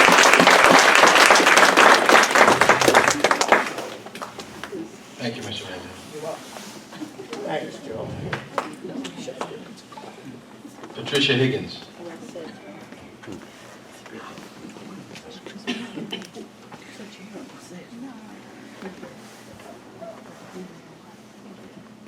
Thank you. I'm not tall, so I'm just going to try to adjust that here. I'm standing there thinking and I'm looking and hearing mumbling and disapproving throughout the room, and I'm kind of thinking everybody does agree that this is something that should not happen. That's what I'm thinking. Speak up a little bit, please. Oh, yes. I hope maybe I wasn't standing too close to the microphone. Is that better? Yes. Just like the disapproving, like mumblings and looks I'm seeing in the room, I'm guessing that this is not going to be a good idea. I started thinking to myself, how did you even find this area? Because, I mean, Highland Falls, there's so many other locations that you could probably go to. So you're saying you're not going to profit, but once I saw the picture of the buses, I thought, I know that land, and you're going to lease it to that person who's going to make money off it at our expense. Absolutely. Yep. That's exactly what's going to happen. And my friend lives in Warwick. I just was texting her before I came here, and I heard the horror stories. And you say that you're about, with the environment, you're not their company, but you're doing the same thing as their company. Mm-hmm.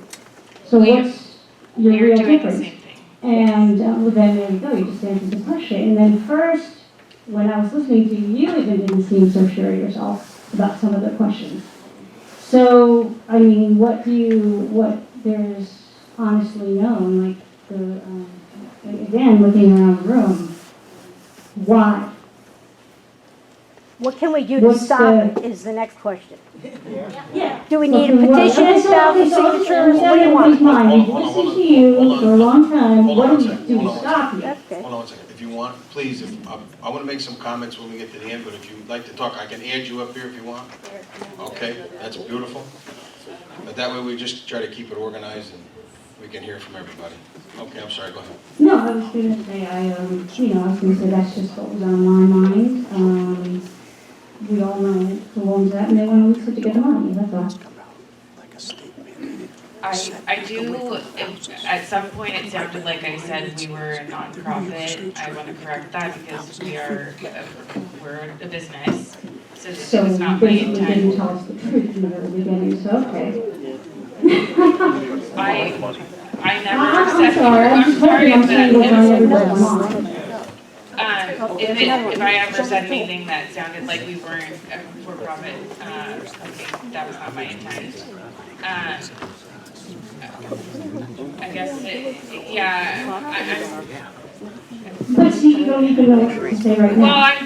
I'm trying to think of like what other I mean, am I questions you wrong, had. crowd? Come on.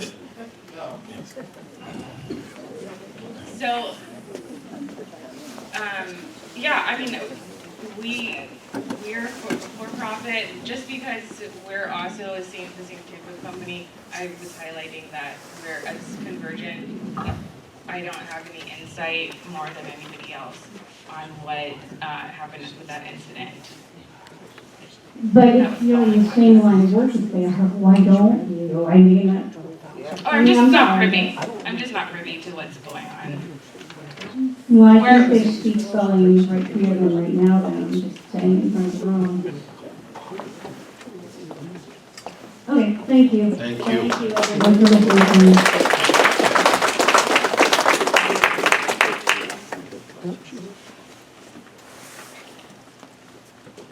Bonnie Snow?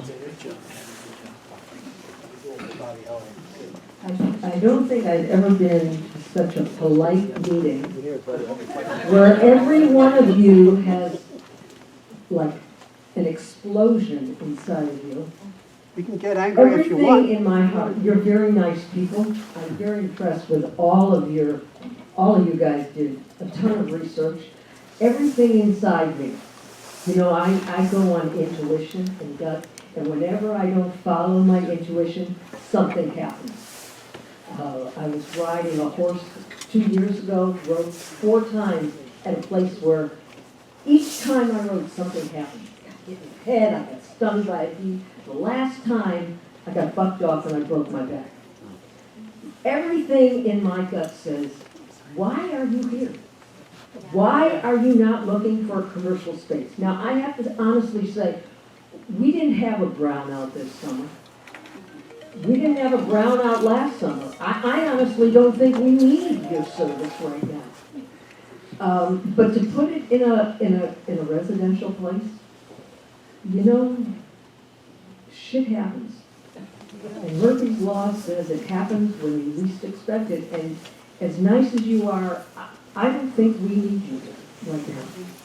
And what you really need to do is find a commercial space for kids. I don't have kids, I have dogs. But I don't want to have to leave my house. I don't want to have to leave my house at Indian Point. Something happened there. So why do I want something here? I don't want to take any more time. You know how I feel. Thank you for letting me. This is what I wanted to respond to. I couldn't recall from the last speaker. I just want to reiterate that we're not only installing these in Highland Falls. Companies like mine are not only, there are hundreds of these that are going in specifically to support the grid and upgrade it and make sure that we have enough electricity when it comes to the reliability that's required of our electric utilities. They cannot fail before infrastructure upgrades are created. Similar to a bridge, we're not waiting for the bridge to collapse before we make necessary repairs, and that's what's happening here. I'm glad that there haven't been a lot of brownouts here, and really all we're doing is trying to make sure that it stays that way as electricity demand increases over time. Yes, we are a business, so we have to make a profit in order to function. Okay. All right. We're doing very well. We're doing very, very well. I know, it's getting late. We're moving. Diana Lopes.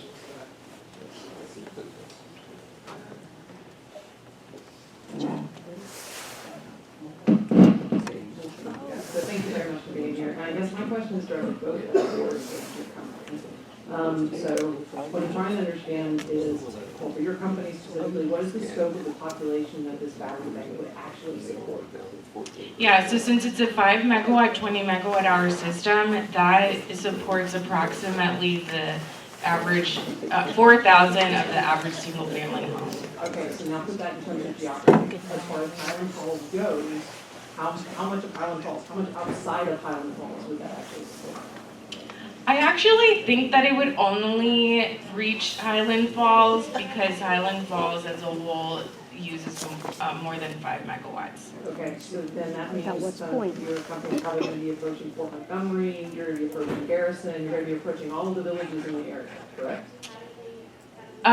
We are approaching villages all over. Whether or not we're actively looking, it depends on whether, this is also influenced on need and where we're pointed to by ONR, so I don't have a direct answer about those villages, but yes, they're all over the place. Okay, so then that makes my question go to the board. Did they approach you, or did you guys approach them? Like I said in the beginning, this is nothing to do with the municipality. Okay. This is not our project. So Hold on.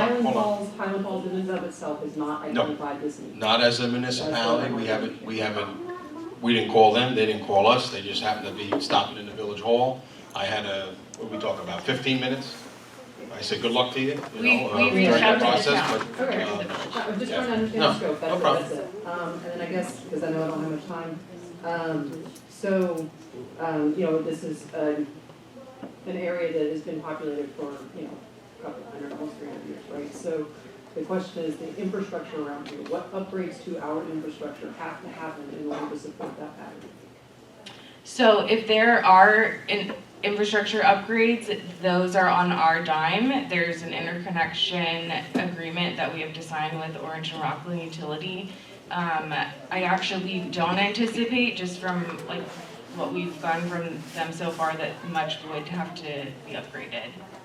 But if there is anything that comes up, through that agreement, it is squarely our responsibility. Okay, and then my last question, and I'll walk off, is some of the conversation has centered around like the local wildlife, with turkeys and deer and everything else coming through our yards. Bears are all over the place. So I need to make sure I understand that. I think you said that as part of the process, if this is at least tentatively approved, your company would do then an environmental survey to understand the impact on local wildlife. I did not comment on the local wildlife.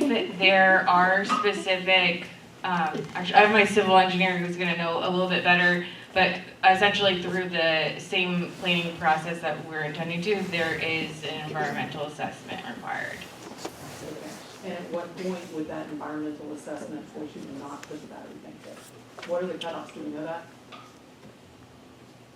If not, I that's just- don't know the mechanisms as well, but it is part of the process. We can't get a permit without passing the environmental. Okay, so there's a few questions that haven't been answered yet, and I think that would be added to that list. So that environmental review, if they decided to move forward and actually submitted a proposal or went through they would start at the building department, either he's going to say, our planning, and then at that point at the planning process, they would have to produce that environmental assessment review form. Okay. And they would have to determine if it's phase 1 or phase 2. Okay, Yeah. so it's just built in the process? It's built in every project. Okay, so just want to make sure. Thank you very much. Thank you.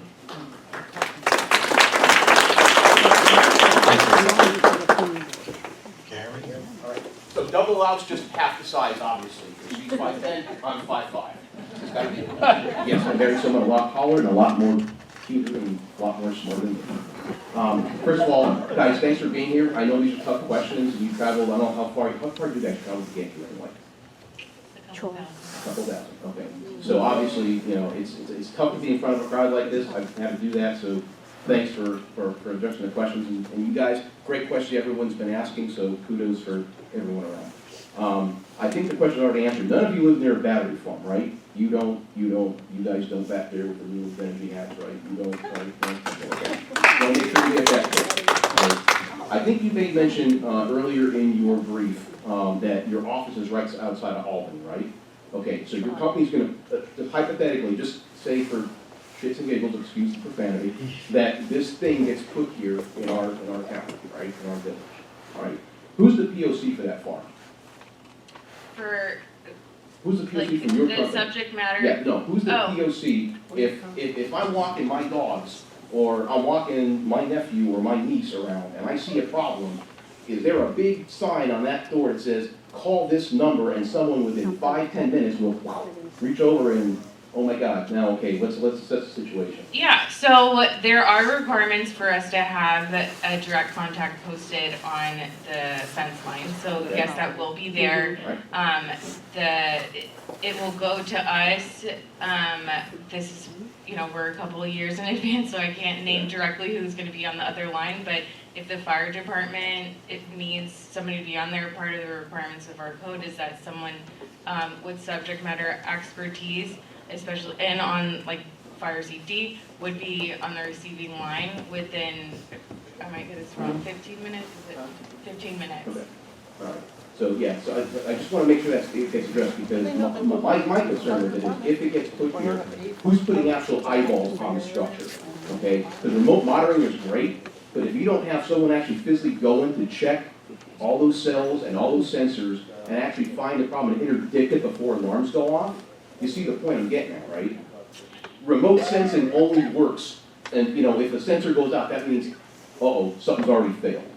If you don't have a physical person going through and checking that stuff, like, I don't know, monthly, maybe, bi-monthly, every quarter, you're gonna have a problem. Just like the place right here, Murphy's Law is gonna hit when you least expect it. I know, you know, my previous career for 25 years in the military, Murphy's Law hits, and when it hits hard. I just wanna make sure we throw that out. A couple of quick questions and comments, and then I'm done, and then someone else can take the floor again.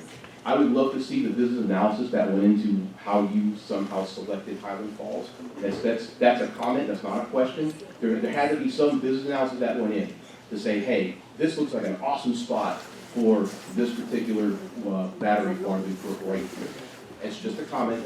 Maybe, hopefully it'll be posted on the website, who knows? Maybe. I can actually answer that. Okay. So there, like I mentioned earlier, the state is encouraging these investments on a private basis. So NYSERDA has a public, like a downloadable Excel model that you can find on their website to show exactly what this business model is, because, you know, they designed it. Well, no, I'm not talking about the business model. I'm talking about the analysis that went into why is this land a good piece of land to build this thing on. I'm not talking about the structure itself. I'm not talking about the batteries. I'm talking about the analysis that went into selecting that particular parcel. That's what I'm getting at. You don't have to answer the question. It's just something that I'd love to see. That is on our website. Okay. We have an image that is similar but not exactly the same as what I shared here, because we are we're trying to support a specific line that also was highlighted here. All right, and then the next question I have is actually, in my opinion, is one of the finest real estate agents here in Highland Falls. Debbie, she sits right there. You said in the beginning, you talked to real estate agents about property values. Were they local agents that you talked to? Like experts here who live here in Highland Falls their entire life, who knows exactly what the properties are and ins and outs of every property that's here? Or was it someone outside the village? We have done a general analysis. I did not have a conversation in Highland Falls with a specific assessor or realtor.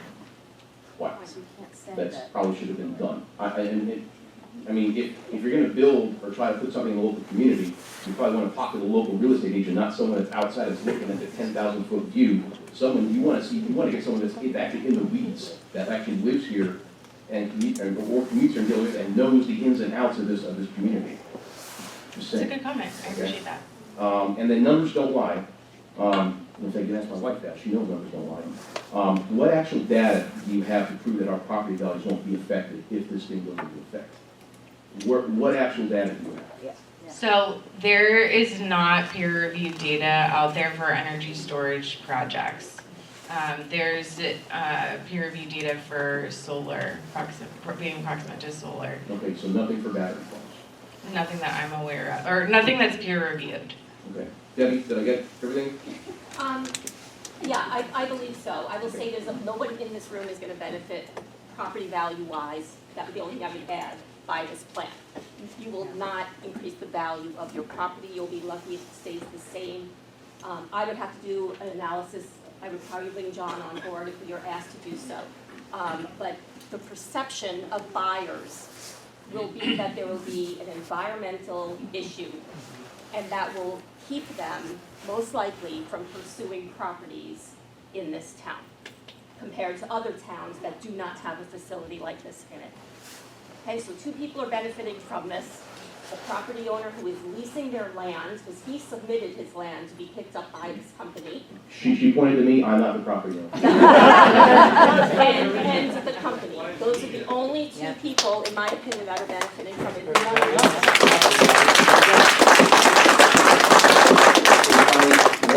Two other comments. One, you said this is going to be built sometime within 6 months, assuming. Not within 6 months. That is the duration of construction. We're talking about a development timeline. We're like at least 2-3 years out. Okay, and it's going to be used in the summer seasons. That's correct. Okay. Have you ever lived through a wildfire? Have I looked through No, one? have you ever lived through a wildfire? I have not. Okay, I've lived through 2 of them. Okay, they happen in the summertime, not in the wintertime. When the ground's nice, wet, cold, they happen in the summertime. Around here in the summertime, it gets really dry, really fast, really hot, really humid. If this thing were to be built, and there's a spark, it only takes one ember, one spark, to create a wildfire. And the wildfires go fast. I'm talking 14, 20 miles an hour, even higher with the winds. Something to consider. I don't live in Saddle, I live in Roe Park, which is basically a stone throws away from where this facility would be. I don't wanna have to live through another wildfire again, all right? Are So- you saying, so our system doesn't have anything burning on it or exposed wiring or any, are you saying that we would cause a No, wildfire? I'm saying if an act of God happened and there's a lightning strike and you have a fire and an ember travels over in a tree and lights a tree on fire, now we have problems. That's all I'm saying. I'm not saying you're gonna cause it. It can cause, it's like the gentleman said, anything can cause a fire. It's all preventable, but you can't have 100% preventable fire. It just is impossible, all right? Last but not least, I'm assuming that as if this thing moves forward, the voters are gonna have a chance to vote on this, yes or no, in a referendum, right? I'm gonna come. All right, that's all. But guys, we got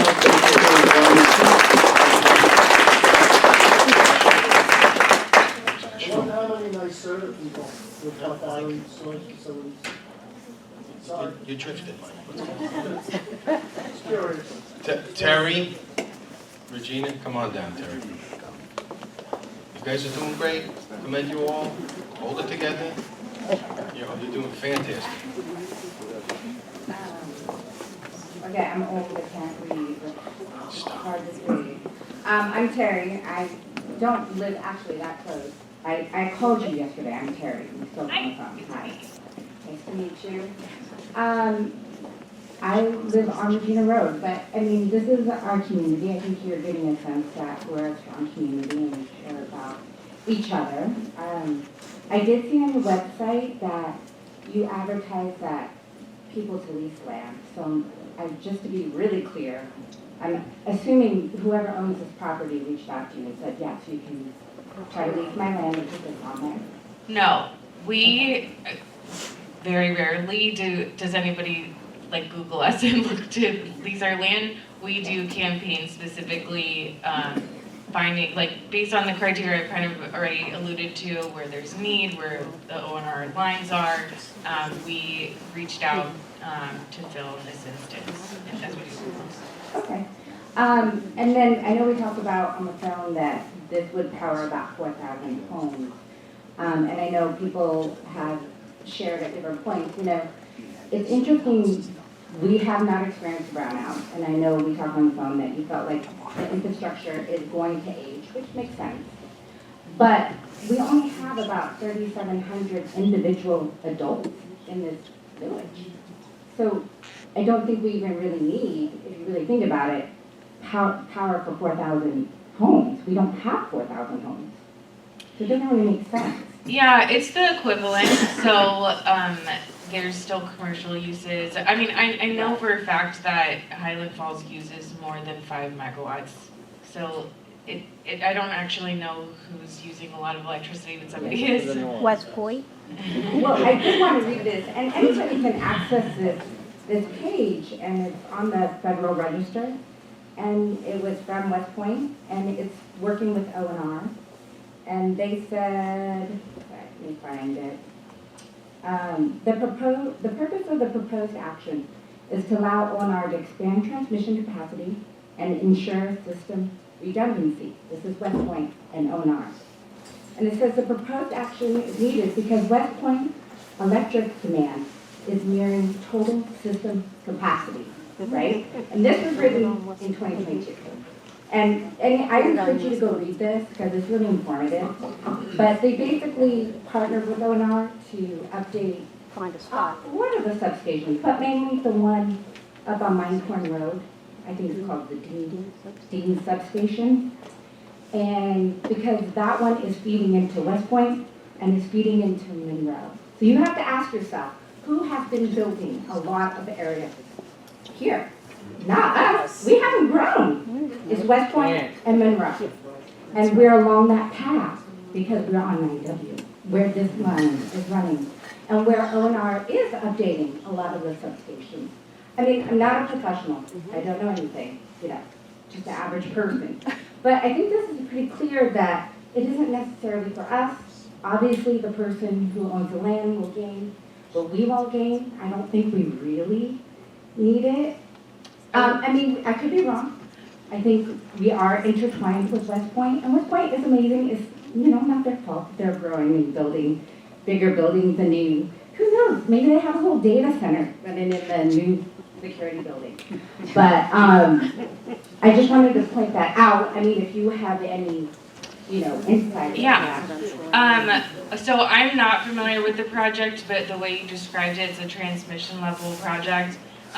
There is essentially, and you mentioned a substation, so for everybody, a quick context is that there's very high voltage that sends electricity very long distances, and that's on the transmission side.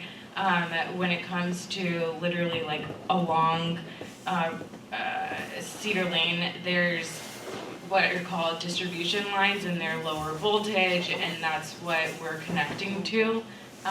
The substation is a separation between those two, and we, for a lot of reasons, technical and political, cannot go past the substation.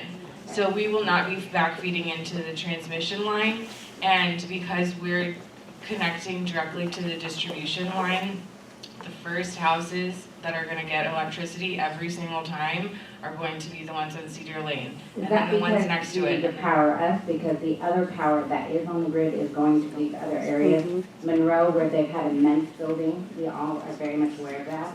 And West Point, who has undergone huge renovations, they're building giant new security buildings. That is going to pull a lot of power. I don't know how much power, but.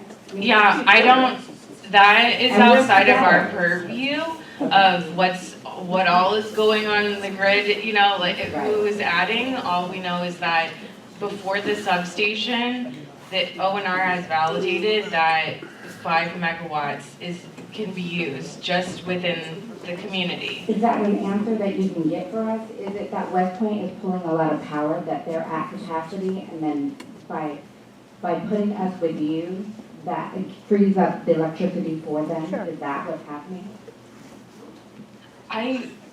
If I could find that answer, I would, but it's really like the way that I talk about, or I like to think about electricity is kind of like, you know, a bathtub or a river, like it's electrons or water molecules, like they all go in, and like it's just once you start draining the bathtub, whatever's closest is what gets the water molecules. The same thing with electricity. So it could be the same thing argument that you're saying could be for like a data center or whoever. Like it's very hard to pinpoint. I think if you actually took time to look at our community, you would know that that's something we've been struggling with, is just, you know, growing our community. We have nowhere to go. We can't build up necessarily too high. We have West Point to the north. We have, you know, the river, and so we're hedged in. So we haven't had, I think we've had one house built in the last like couple of years. You know, we had a couple of condos built before that, but there's no major growth going on here. So I think it would be something to take your time and go back and look, where is this power really needed? I don't think it's needed here. I'm not an expert, I'm just an average person. But I can look at the numbers and see that we don't need more power. The people around us need more power. And if they need the power, then we should put this project on their property. Good answer.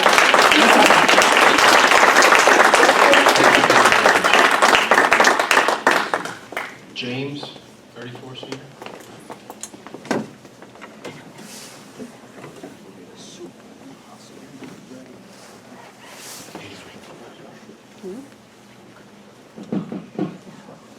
So I'm at 34 Cedar. This would be in my backyard. You know, I'd probably be able to see it. And my first question is, you know, it's always follow the money. So it seems, from what I've heard, that you probably sole like source of income or major component is grants and from the government, whether state, local, federal. So our company is an independent for-profit, to be clear, company. We're a business. Our projects get, I guess I would call like less than 10% of a grant to be put into the ground from the state. So how do you make money? Because that doesn't make any sense. Well, so that's on the construction side. So when I was talking earlier about how we save electricity that otherwise wouldn't be used, and then push it back onto the grid. So we are buying and selling electricity from Orange and Rockland. So that's your main source of income? That's our only source of income. Okay. And then another question would be, so you said less than 1% chance of failure that you've found in... The rate of failure, yes. And that's over a period of a couple of years that you've had these systems? So that's worldwide, and I think they started tracking data. It's been at least 5 or 6 years. It wasn't always less than 1%, but it's a yearly assessment. So let's say 1%. So if I put a bowl of like Skittles in front of you and I said one was poisoned and there's 100 of them, would you eat one? The great thing about these systems is nobody's going to eat them. There's still a 1% chance of something happening. This something is mitigated significantly to where it's not going to cause any human impacts, any property damage. 100% sure on that. Well, 99. Yeah. There's no certainty on like what can or can't happen. I can't predict what everybody might do, but that is why the safety measures are in place, is that if something did happen, if it was that 1% that you're saying of an instance actually happening, where if you're 10 feet outside of away from it, so outside of our fence, if your building is there, if what have you, you're not at risk. You're not going to be poisoned. You're not we're talking about things that we're talking about, like trace gases that come out of exhaust pipes on the road all the time as well. I don't want to seem like I'm minimizing the concern. I would like to just ask for the chance to prove how low of a, with the process of submitting our HMA, that's public information, that's something that subject matter experts will both develop and assess to show that what we're proposing here is not the danger that is being characterized or perceived. And the first one you said earlier about everyone, accepts inherent risk. And I agree, we all do, but this isn't inherent, this is something, you're just adding more risk now. You're not, so I'll accept walking out of my door every day and hit by a car, but I really need to accept that now there's an added risk of this thing in my backyard catching fire one day. And I got young kids.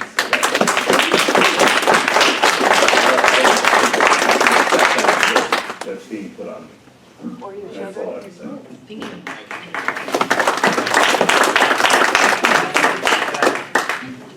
Can I address it? Sure.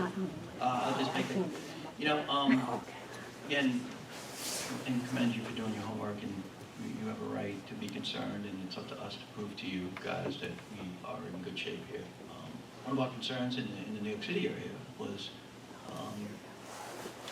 not getting these things in, and then people using their cars as battery energy storage system, where they're going to actually charge their cars and they're going to push it back into their grid to reduce their electricity. People are going to put them on the back of their houses.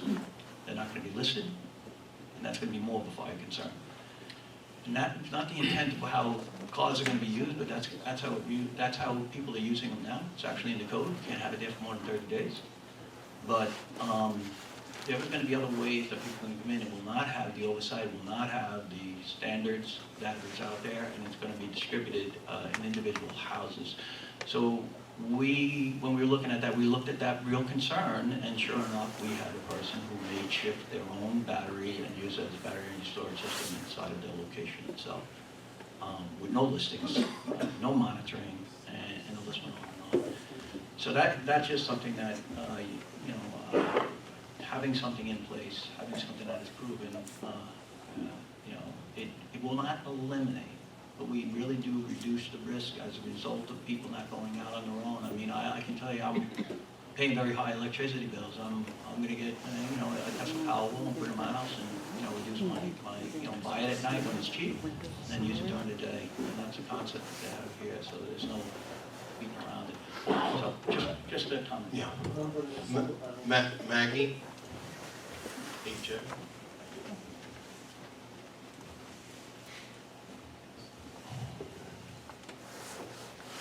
Hello, so my name is Maggie Trout, and I was not planning on speaking out tonight. But I just wanted to be like your case study for the Orange County area, because my husband and I just bought a house here in August. So we are fairly new homeowners in this area. And I can tell you from personal experience, we were looking at other areas in Orange County, because I had to move for my job. And specifically, we did not want to purchase a house in Warwick because of the battery storage facilities. So, I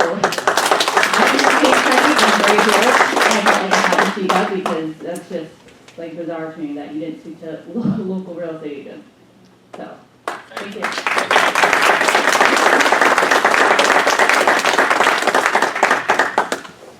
Nicole, 44. Hello. I'm sorry, Nico. Nico. That's what I Totally said. fine. I also very new to the community, so hello. I live like several hundred feet from the proposed site. I share everyone's sentiment with the safety. I have young kids. I agree with everyone, but I'm taking more of a pessimistic view of this thing will probably be built if you all decide that you want to build it and the town sees fit. So my first question is kind of on the metrics of how it will affect us, right? Your business model is you store energy and then sell it back to Orange and Rockland. My assumption is they're gonna pay some sort of retainer for you to store that energy, right? Even if they do not, okay. So you don't make money unless you sell it to them, unless you sell it, meaning unless we have a blackout, you won't make money on that facility. It's not, we're trying to prevent blackouts, so it's actually a step before that. Yeah. Orange and Rockland is dictating when they want us to discharge into the grid, and so if we don't discharge, or if we discharge at the wrong time because it's not useful, we don't get paid. Okay, I understand. To make it a more precise question, do you have any metrics on how it will affect our bill? So like, when I get my bill, right, there's like several breakdowns of like, here's how much electricity you use, and then there's like a delivery fee and a this fee. I'm assuming once this gets established, there'll be a whatever fee that constitutes your service. Do you have any metrics for other sites of how this affects local bills? This will not affect local bills. The entire intent of it being a privately owned system and electricity infrastructure that's privately owned is so that it's not what's called rate-based. So when utilities invest in any type of infrastructure, call it a new substation bay, they're also a private company and have to make a return on their investment. So they do a calculus of how much it costs and also the interest that they need to make in order to like make it worth it and make it a profit for them. That is what they would do if there was a substation installed. Or call it whatever upgrade. When we do that, we don't have. We're a private business, but we have no power to do something like that. So we are not. I understand. I'm more so asking, like, I guess maybe a more pertinent question for Orange and Rockland, right? Because they would purchase the electricity from you, and then they would charge us. And my assumption is they're gonna pay a premium on the electricity they're buying from you, whether it's whatever it is, there's a business transaction, right? And my assumption is they're gonna wanna recoup that money that they've lost or whatever the deviance is in the electricity, right? Which would hit us. So you don't have any sort of metrics from like other utility companies. Well, your company, not per se, but like whoever you sell the electricity to, and like again, which ends up in our bill. I don't have metrics because it's not something that happens. The way that electricity markets work is that we have to be a price taker. So whatever was going to be paid to that peaker plant that I had up on the screen, that's what we would pay. Probably actually would be cheaper than that because they're the last ones to turn on. They are the most expensive. So yes, any electron that is purchased from us is paid for by, ultimately customers, but we don't have, if I wanted to charge double, there is absolutely no mechanism for me to do that. It is the market rate. No, okay, I understand that. I guess we'll see, right? But my assumption is Orange and Rockland, just by having to do the work of getting electricity, you will charge us some sort of fee, whether it be $10 or $700. It is not, it's not going to happen. It's like there's, so the Public Service Commission will not allow that. There's what's called a standardized interconnection process, and we have to follow it. And when we were talking earlier about upgrades, that's the only way that we can connect, and that very, in bold text, very clearly says we're on the hook for paying everything. O&R is not. Sorry to make that a long question. My second one, again, assuming if it does get built, you all are, for profit, you're a business, you make money. But again, we're inheriting the risk of having it, and like I said, I have small kids that live right in the vicinity of this thing. Is there any sort of community outreach or things that you all do now that you're building this, like in our backyard, whether it be like invest in some sort of park or something, for us as a community now inheriting that we have to look at this thing, we inherit the risk of having it in our backyard. Again, assuming if it does get in place, is there anything New Leaf is going to do to like invest in our community? So I hope you're not able to look at it from the pictures. We're doing everything we can to actually make it invisible. I live but so yes. close to it, Okay. But yes, that is something. So we regularly enter into host community agreements, and we are, we don't necessarily have like a proposal. Again, like we've had very arm's length conversations with the village so far. So, we would certainly be willing to do that. We just, yeah, I mean, just some examples of, so you said, I think you said parks, like a skate park is one that we've done, like, it is things like that, like enhancing community resources. Thank you. Thank you very much. So, I didn't have, that pretty much exhausts the list. I don't think I'm on it, but could I have Drew? Okay, sure. Can I ask one question? You can after this lady does.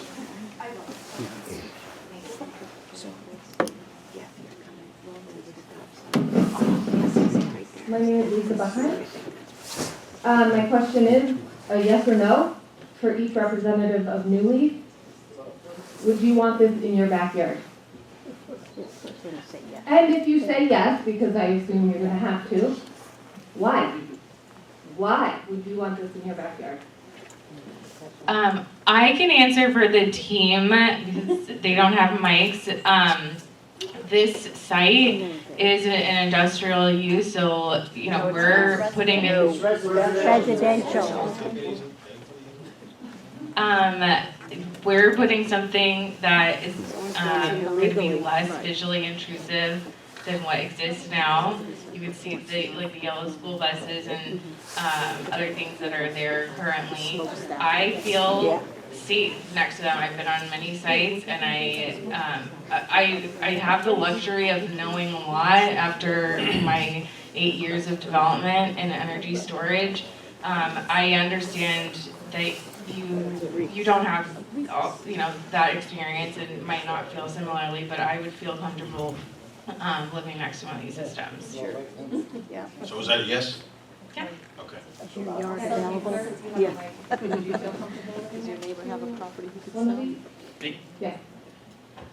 For property value, all the things everyone has said so far. There's one proposed about a half mile from my house, and Half I mile, hope it gets built. Yeah, It's not in your an backyard. industrial area. That's up against, it's right abutting the residential area, so right behind it is residential house. But yeah, I hope it gets built, and I mean that, because what we're doing is we're eliminating risk as a result of that actually going in. We're not eliminating, we're significantly reducing risk. As I said before, I'd get a Tesla Powerwall in the back of my house, and that's coming, to reduce my energy costs, because I'm paying demand charges from 3 o'clock to 7 o'clock every night.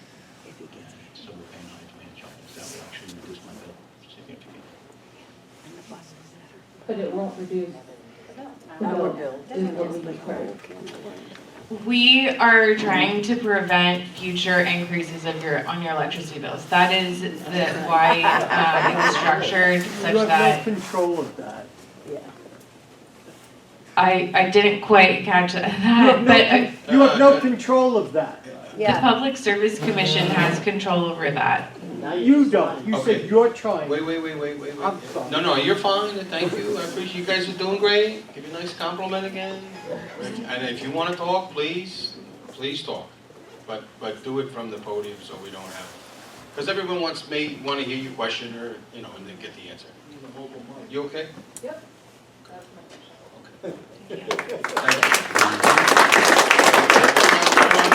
Hold on, Mr. Scott, hold on, Mr. Scott, we got this fella here. Mr. McCoy, come on.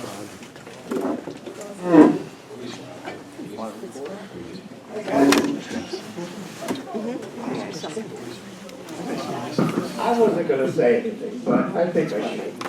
I've lived in Sally Grove all my life, which is 70 years. And I think I have the right to say something. And what I have to say is, I don't want this in my backyard. Okay? I want to go to sleep at night, not worrying. I don't know how many years I got left. But the years I got left, I want to be able to sleep in peace. And not have somebody come knocking on my door and saying, you got to get out because there's a fire. Okay? I lived there all my life. I feel if you guys want to put a building up, a battery storage place, you have all the 293, it's government land, the power lines coming over 293, so if you want to hook to the power lines, talk to West Point, you can put it out there, it's away from everybody, in case there's an incident, a problem, nobody's going to be affected, and everybody here can sleep at night. Thank you.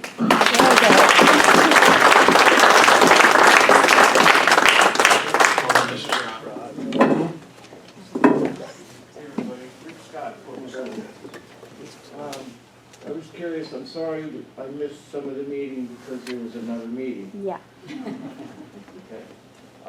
I just have a question. How does the town or the village benefit from this project? So we will be, I guess the most direct benefit is that we'll be adding to the property tax base. The electricity that we've been talking about that's going to be running through the distribution lines is powering any and every neighbor along or nearest to the site. We still have to pay for it. Premium. I'm one of the largest taxpayers in Fort Montgomery. And I'd like to reduce some of my taxes in some way, if you're gonna do a project. I am sure that everybody would want that. I mean, we already talked about host community agreement. That's something that we're absolutely, we haven't even started that conversation, but we're absolutely, I'm saying, put it on the record, willing to look at a project that you guys want financed. I don't even know where to start to reduce other people's taxes, but I know that there's not a lot of tax base here, and we're certainly adding to it so that you get the public services that you need from paying taxes. I'm not against modern energy, but hydroelectric costs nothing.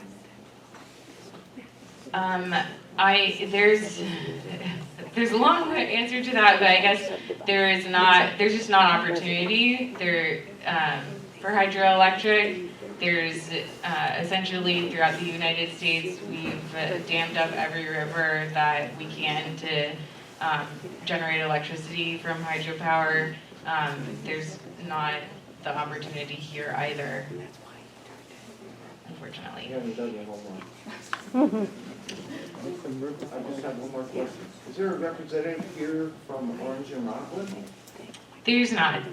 We invited them, but they, as you can imagine, like I said, there's hundreds of these projects to have their CPMs focused on, community engagement. That's really the responsibility of the developer. That would just be a lot of time, effort. And to somebody's point earlier about there's something that Orange and Rockland is going to charge our communities for these projects. I mean, they're protecting themselves from having to do that by having the responsibility of the developers, which I think is appropriate.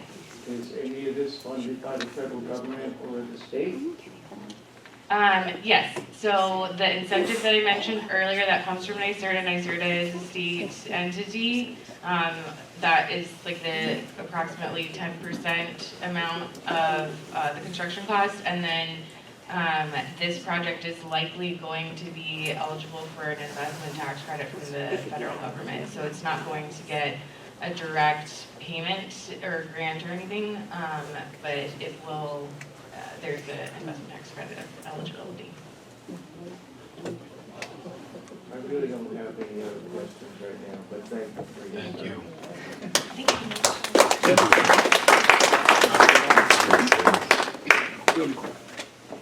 Only because he was standing taller at the time, I'm sorry. Come on up here, Mr. Lloyd. One question, so many things have been addressed. I live on the corner of Villas here. How many communities have let you build one of your places in a residential area? New Leaf Energy in particular. Sure. Well, I'm trying to think of a site. So we have about a dozen sites that are on the other side of the river, and I think only a couple of them are like purely industrial. All of the others are adjacent to residential. Adjacent. Well, no, like literally the property line, we share a property line with a house or And residential. do you have a list of all these properties on your website, or, and with incident reports or reports of their performance at these locations? So we have not had incidents to report, and we don't have all of our sites listed. I'm happy to like share, pictures and things, but it's not, we don't just hand out these lists. We're not inviting people to go and disturb Looks like that, landowners and you're clearly villages. walking into a not in my backyard situation. So if you're gonna try to sell this, you should sell it by example. That's why I asked the residential question. Yeah, I'm So- happy to add some pictures of systems that that's are in after the residential areas to our website. That's not a problem. This will be the first one.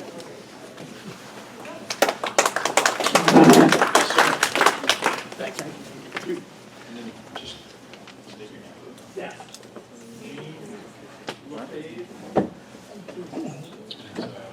Street used to show. Trish? Mine Road. Mine Road. Oh, Mine Road. Oh, your backyard. This is probably nitpicky, but picture Dan's cameras. Do you know when that was taken? Because you showed it in all the smoke. Okay. The industrial park. And you're calling it peak load, which it's not. That's okay. That's news to me. You're saying it's not a peaker plant? No, he said it wasn't peak load for the picture, Yeah. correct? Right. But the thing is, it's a natural gas plant when it does come fully online, and it will provide base load.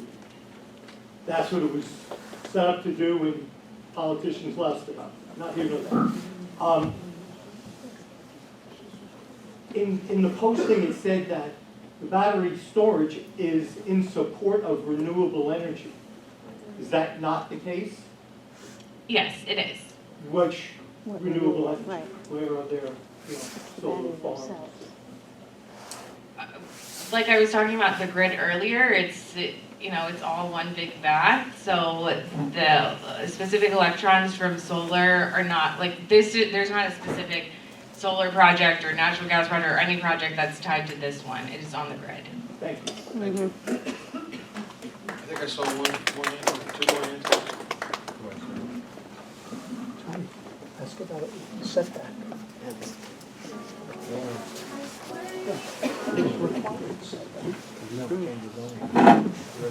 Hi, my name's Tom Stanton. Earlier you had mentioned that these batteries will make noise, right? I live directly across the street, and you said you're gonna funnel the noise out to the street. Just how far away do I have to be so I won't hear it? Because literally, I can take rocks and throw it at this thing. From my front window, I'm gonna be looking at a mini prison. And enough's enough. And that's all. Because this thing's gonna make noise. You say it's not. It's gonna hum. So it is, what I said earlier is that we completed a noise study that shows that you will not hear it outside of the property line. In fact, we did our noise study and the basis of ambient levels that are on Cedar Lane, not tucked back behind the trees where we're actually gonna be located. And so that's saying if the system was right there, which obviously it's not proposed to be, there would be a maximum of 2 decibels impact.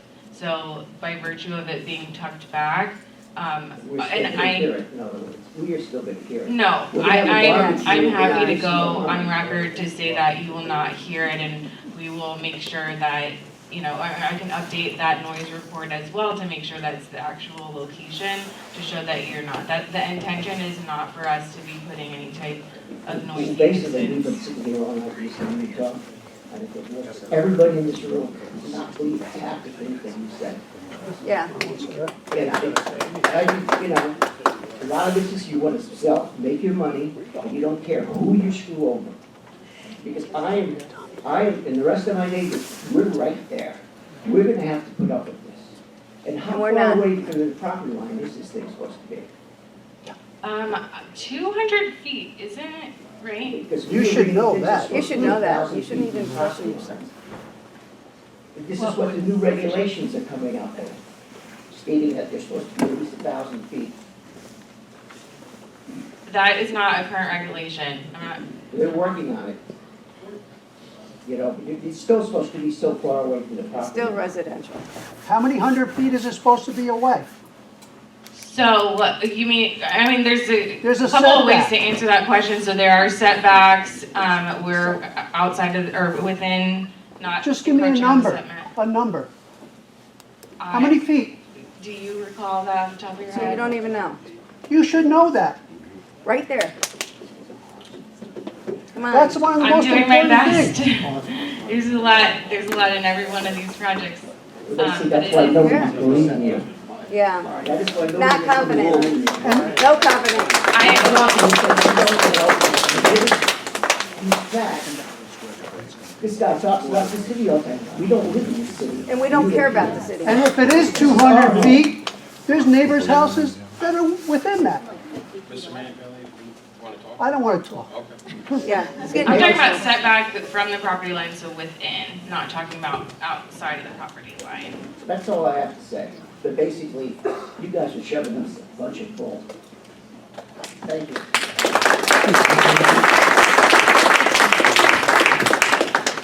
Take your tail and run. Hold on. Just see if there's nobody. I just want to Can I say one make thing? it, you can in a second. Just try to be respectful. That way we can keep the decorum nice. Everyone's been doing a great job. Again, I want to compliment everybody. This is serious stuff. And I make a joke here and there just to try to light the room. But it is very serious, and I appreciate you all coming. Me as mayor and the board, we appreciate you coming out because it's important that these folks hear what's going on. And before I take the next speaker up, I just want to say that if they do decide to move forward with their proposal, like I had mentioned before, they'll have to go in front of the planning board. That's number one. And they'll have to go through the processes and procedures that the planning board have in place for any project, okay? Environmental review is one of them. But there's a whole host of things they'll have to go through as part of the process.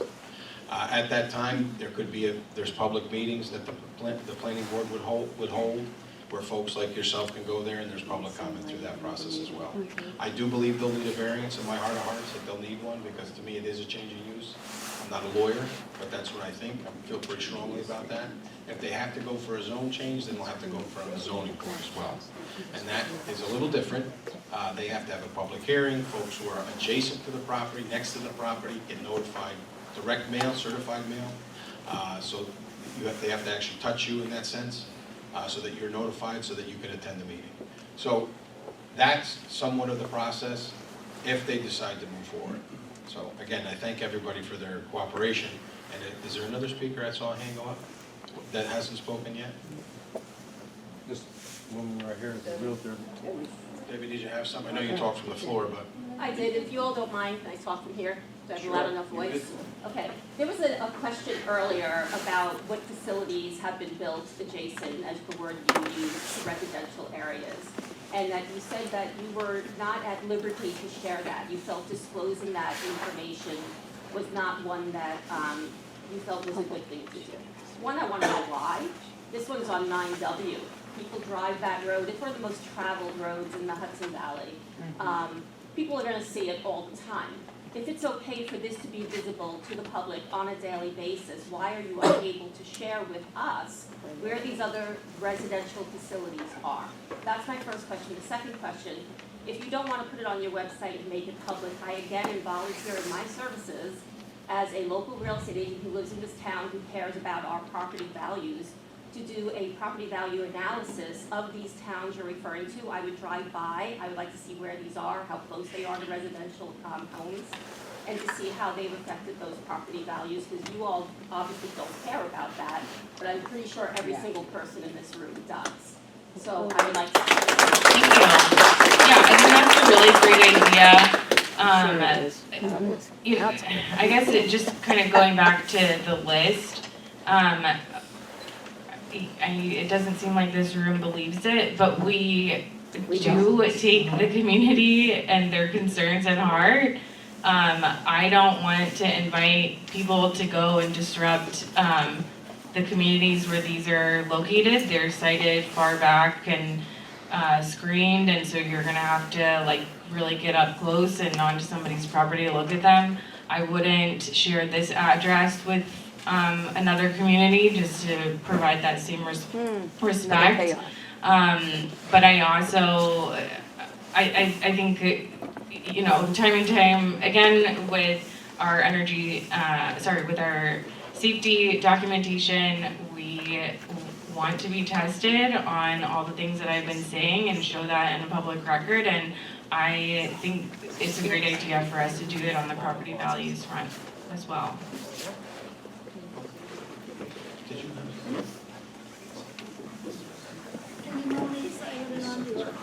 My concern is, can you hear me? Yeah. Yes, ma'am. My concern is you were talking about our home. One of the things you talked about, is this going to have any effect on our television and radio? No. I think you might be referring to EMF, and that it's basically the same thing as any other electricity that runs on the roads. Our fire department is mostly volunteer. It's all volunteer. And we also, if we're going to have an incident, they will appear right away. Very quickly they show up at these things. And how long will this, your guys gonna show up in about 2 or 3 hours? Or after it's kind of put out? Plus we also usually get help from West Point Fire Department or Rockland County people. Are they gonna have the same training that you're gonna talk about giving our fire department? Yeah, I agree. I think that West Point will respond, and so we should treat them the same exact way in terms of training, make sure that they're appraised of this project. There are also, the New York State code that we've been referencing, there are response time requirements. So it is 15 minutes for somebody to be on the phone. A subject matter expert does have to go to site and like, it is like 3 hours or 4 hours? Yeah, I'll just clarify, because if someone looks at the code, they may see the word immediately, and the code language immediately could be up to 15 minutes, so I don't want to be called a liar that said immediately could be up to 15 minutes. So we need to make sure that we know that's the definition of immediately in the fire code on that end. Someone needs to be there in the maximum of 4 hours. They can be there within 2 hours, 1 hour, 30 minutes, but the maximum allowable time is 4 hours. And that's, and they're there as a, just so you know, and you're transparent, they're not there to put the fire out. They're there as hazard support team. They don't come with a fire truck. They're not stretching hose lines.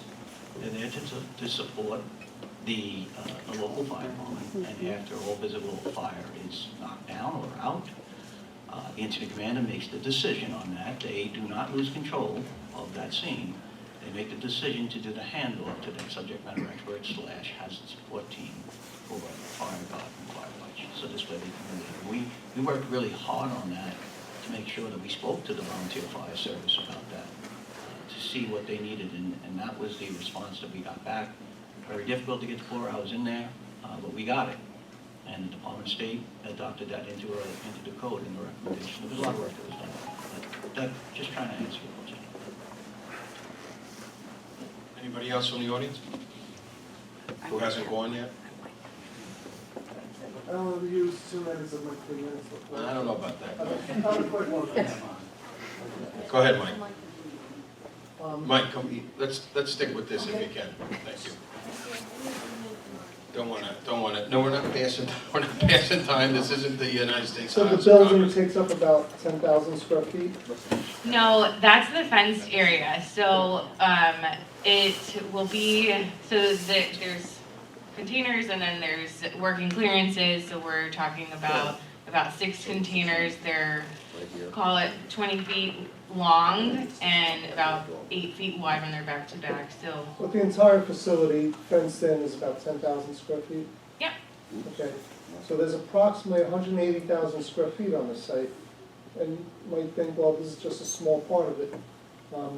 Is there anything stopping this from being expanded, other than, having to get approved by the village? So the interconnection agreement that I mentioned is, it specifically ties to the size of the lines and, like I said, the energy use. So, no, I mean, we could just put some batteries, but it would be a very expensive exercise for no reason. There's, I guess, in terms of restriction, that formally will keep us from doing it. I don't think that there is one, except for the utility limitation is just going to tell us that we can't use any more batteries, so we don't have to. So from an economic point of view, it depends on the amount of demand. To make sense whether to expand or not. No, there is a technical limitation of the O&R line, and that's 5 megawatts. Right, so if demand increased greatly from West Point, Monroe, and anywhere else, and Orange and Rockland decided to put in more lines, this site could potentially be expanded. Theoretically. That has never happened in the history. That's not how we would build out infrastructure because, again, when I was saying earlier how we're interconnecting onto the distribution lines between us and other lines, and as well as the transmission system, is a substation. And for a lot of reasons, including technical limitations, we can't backfeed. So this system, it can't serve West Point. It just simply can't do it. The electrons will not go there. Okay, and just one last comment. To meet other greater energy demands, people could decide individually if they want to put solar panels on their home. I don't think this is really needed. Might take on. Anybody we haven't heard from? Yes, Ms. Manupelli.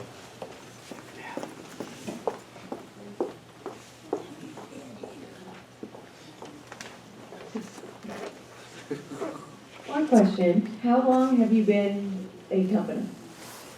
So New Leaf Energy is spun off of about a 20-year company called Borrego in 2023. So New Leaf Energy is a fairly young company, but it was essentially the arm of an old company that was about 20 years old at the time. So have there been any genetic studies? I have grandchildren that will live literally 100 feet, and other families that have young children. I want to know genetics. I want to know cancer rates. What do you have to say about that? Have there been studies about that? So, energy storage and, what it has in there, the chemicals it has in there, and then only if there's a fire, there being some emissions, those chemicals have been studied. That's why I think some folks have been, had concerns when they heard about things like hydrogen cyanide and things like that. There's nothing exotic to energy storage systems to warrant a specific study on that. But yes, we have epigenetic studies, CTC, et cetera. That's on each of these chemicals. I'm sure there's more to follow. Thank you. One of my good questions. Anybody else who hasn't spoken yet?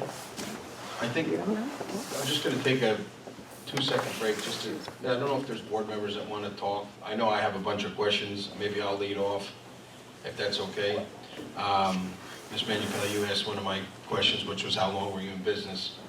I'm a little concerned that it was a business that was in business for 20 years and then we did a name change. Usually that kind of raises questions, but that's okay. I'm not drawing any conclusions. So you said you've been in business for about 5 years? No. New Leaf? 2023. 3 years? What It's was about it? 3 years, Okay. yeah. So 3 years, okay. You said, before you said you actually don't build the site, right? That's right. Okay, so if something breaks, like from what I understand in conversations in regards to the project or property in Warwick, if something breaks on the site that you didn't have anything to do with building it, and that company is no longer in business, what happens? Like the, So let's say the container. Let's say the batteries that are in the container, something happens to the container, a fire happens, God forbid, and the company that built the container is no longer in business, what happens? Who takes the liability? you're talking about like the EPC company, not the manufacturer. Whoever is responsible for the container. I would imagine that it's America, you sue everybody, so it's the manufacturer, it's the person who put it in, it's the person who serviced it. My question is what happens? You guys are on the hook at all, New Leaf, or no? So we are on the hook. There's also, in the code, we have to put in a decommissioning bond. Okay, so it- just to answer my question, you are on the hook? Yes. Okay. How many response units do you have for the Hudson Valley? Response unit meaning whether it's someone on the phone, a call center, folks who show up on site or walk our fire department through it. So, New Leaf Energy is an infrastructure development fund. We are not and do not pretend to be subject matter experts when it comes to fire safety, so that's subcontracted out. So it's a third party? It is. Okay. One of the residents asked this question, but I just want to make sure that everybody heard it and it's clear. Does the facility, if it's built, do anything to reduce our energy expenses for local homeowners? There will not be a decrease. Okay. In other sites that you've built, do bills go down historically or up? They don't go down, and our project does not increase electricity rates. Electricity rates go up altogether, right? So the rate that is paid here in Highland Falls is the same all throughout Orange and Rockland counties. That's just set, by the market. So no, we don't cause any increases, Good. but obviously there have been increases. And I know you mentioned that your company, New Leaf, does not get any federal or state funding, is that correct? That's correct. But the project may up to 10%. It's not like the 10% is an approximate amount, but Okay. yes. The company that monitors, you did mention this facility, it's a third party, right, you said? For fire safety, that's correct. I guess the overall monitoring, right? So you said you had cameras, you have thermal sensors, you have temperature sensors, heat sensors, any type of sensor. There's a third party that monitors it, right? New Leaf does not. That's right. It's kind of a split, right? Not necessarily, like the thermal sensoring that also is monitored by the manufacturer. They have their own data centers where they're looking at that. So there is, but they're not looking at the CCTV. That's more of the So it's third party. And New Leaf, you do monitoring as well? The owner of the project does, yes. So maybe I'm not saying it clear enough. The New Leaf, New Leaf does not do. Okay, so you have a third party, whether Yes, it's a third party. manufacturer and then somebody else. That's right. Okay. And whether it's New Leaf or the third party, you both assume responsibility and liability, correct? I can't say that I have like negotiated the contracts, but we're the owner. We are not. There's nobody that would indemnify us from responsibility. So I'm trying to understand what you're talking about. Are you saying that there's an incident? Are we responsible? Because it's almost like you're a go-through for the project, right?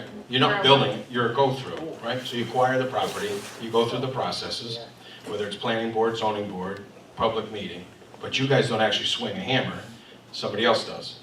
Right, but they are contracted. Okay, they're contracted through you. I just want to make sure at some point you guys don't say, here you go, and now I'm out. I want to make sure you're attached to that property. So, yeah, that's a really good question. No, that's a really good question. I want to answer it. So. Is it yes or no? Well, we don't own and operate all of our projects. Okay, so for this particular project, because I'm not worried about anybody else. Not that I don't care about them, as humans, but I got it right here. So my question is if, let's say you move forward with this project, okay? For this particular project, are you handing it off? There is a possibility that we would. It Okay. varies. So instead of us dealing eventually and potentially with New Leaf, we could be dealing with Acme Energy Corp. That is correct. Okay. Please be respectful, because these are, I've been thinking about these questions, and the last one may sound a little crazy, but, you know, we all were like without our cell phones the other day. So everybody was in a full panic. I know I was in a full panic. And then finally when my phone did come back on, which I felt like was 78 hours, I had like 4,000 emails and text messages and everything else. So my first question is the communication is obviously done through cellular, correct? There will be redundancy. We had a conversation actually with the fire department where that was raised, and so we'll They're smart people, that fire department, they're smart people. Good. So cellular, and then there's hardline redundancies? No, we were considering satellite to add, but we, we heard that concern, and we're open to adding more redundancies. And then the last question to go with that is, since you do have a lot of remote, whether it's monitoring, what about the potential for cyber hacking or anything like that? Yeah, so. Have you had any issues with that in any of your facilities? Or your competitors, do you know of them?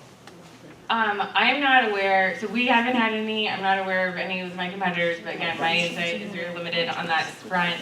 I have had conversations with our system engineers on that side.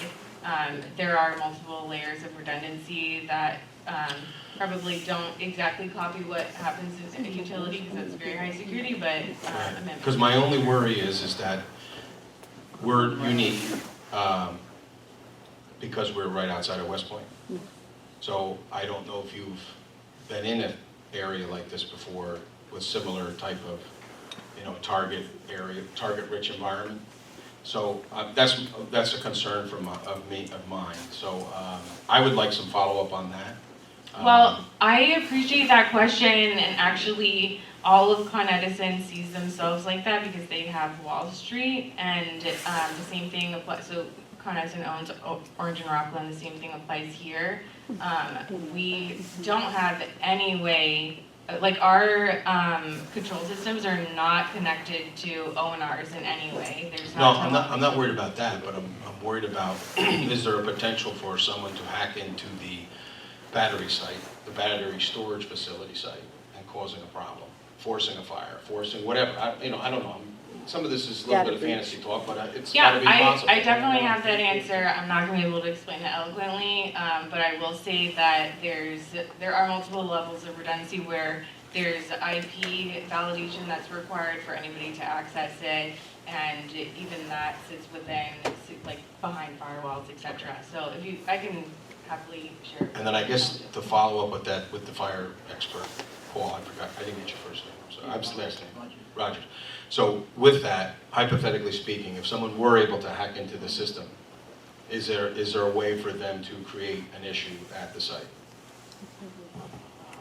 Yeah, that would be outside my scope. I really strictly deal with the fire code. Fire Right. code does not address hacking of systems, so if I spoke, Okay.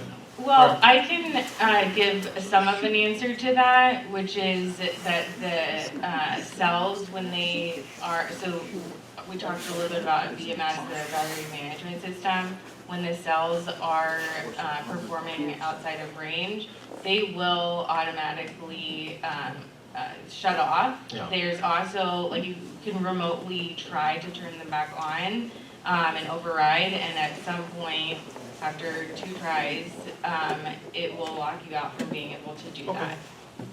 All right, it's a concern, only because we're outside of West Point, that's all. Yeah.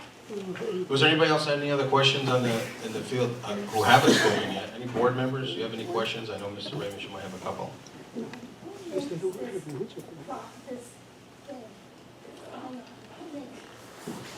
Somebody done. Go ahead, Mr. Raymond. Hi. Again, like the mayor said, I just want to thank everybody for coming. I mean, this is our community for sure. And the first thing is, this is in a residential zone. It's not a permitted use. The only way it would be a permitted use if it was a public utility coming in there to put something like this in. And then they would have to go through the ZBA and the planning process. But O&R does not even want to run one of these. That's why they're having these other second, third parties put these in.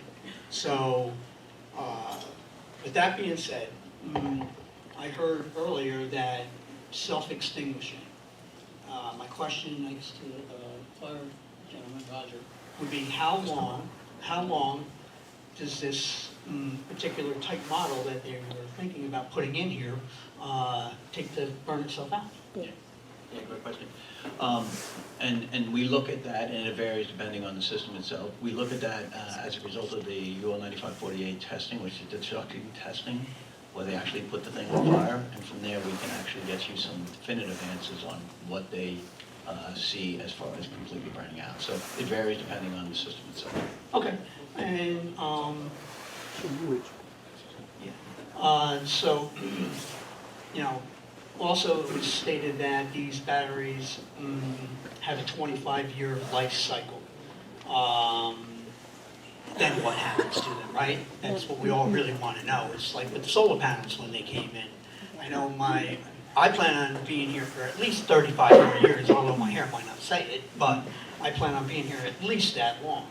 So what happens when these batteries are going to get decommissioned, and where do they go?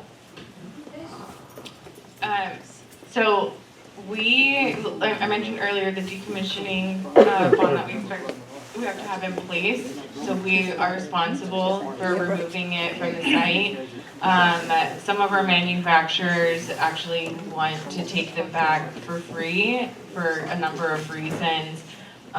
Because they still have useful life, and also because they want to make sure that they're properly disposed of. That means that, but you don't have to rely on that necessarily. Maybe they won't be around to do that, and that's why we have to put a decommissioning bond in place. That was going to be my follow-up is, what happens if the entity running it goes out of business? Yeah. There'll be something in place for that? Yes, there will be something in place, and that is, dictated by the town actually, or the village. And I mentioned earlier that the Warwick system was a Powin product that we don't use. That among the many criteria that would eliminate a system for us putting on our projects is whether or not we really think that they have longevity. So CATL is a very large, long-standing corporation. Other companies that we've considered and used on our projects, publicly traded, very well financed projects. We don't just take anything. Okay, thanks. And just for the record, I think it would be better placed, definitely not in the residential zone. I would hope that you would do some more homework and try to find some other place if you are really dead set on keeping it in Highland Falls, or putting it nowhere near any residential properties. Thank you. So, if I may, just say something. So, like I said, we're trying to address reliability on this particular line. We did our prospecting campaign and we didn't find a lot of options. I'm open to having discussions if there is a property that is available and can meet the same need. I'm here, the concerns, I just think from our perspective and our assessment, we didn't actually find an alternative.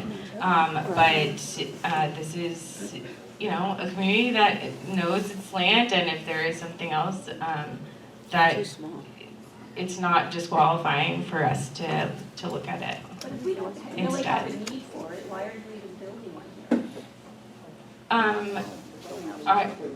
On what basis is there not a need? It is based on a need.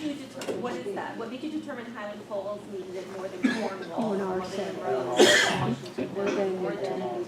Yeah, I think I addressed that question earlier, which is essentially, I guess it would be wrong to think that we are,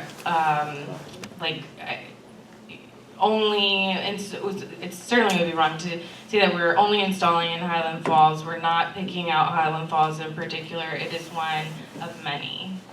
I get the impression that you did your search and you found a resident who was willing to use the land for you to build your facility. And that's how I am seeing this. I don't see Highland Falls, and I think many people have brought this up, how very few brownouts we even get. So the fact that I'm still trying to understand why you think this is so needed in this town when the residents here are saying it's not. Yeah, it kind of goes back to the comparison I made about the bridge. We're not waiting for the bridge to fall down.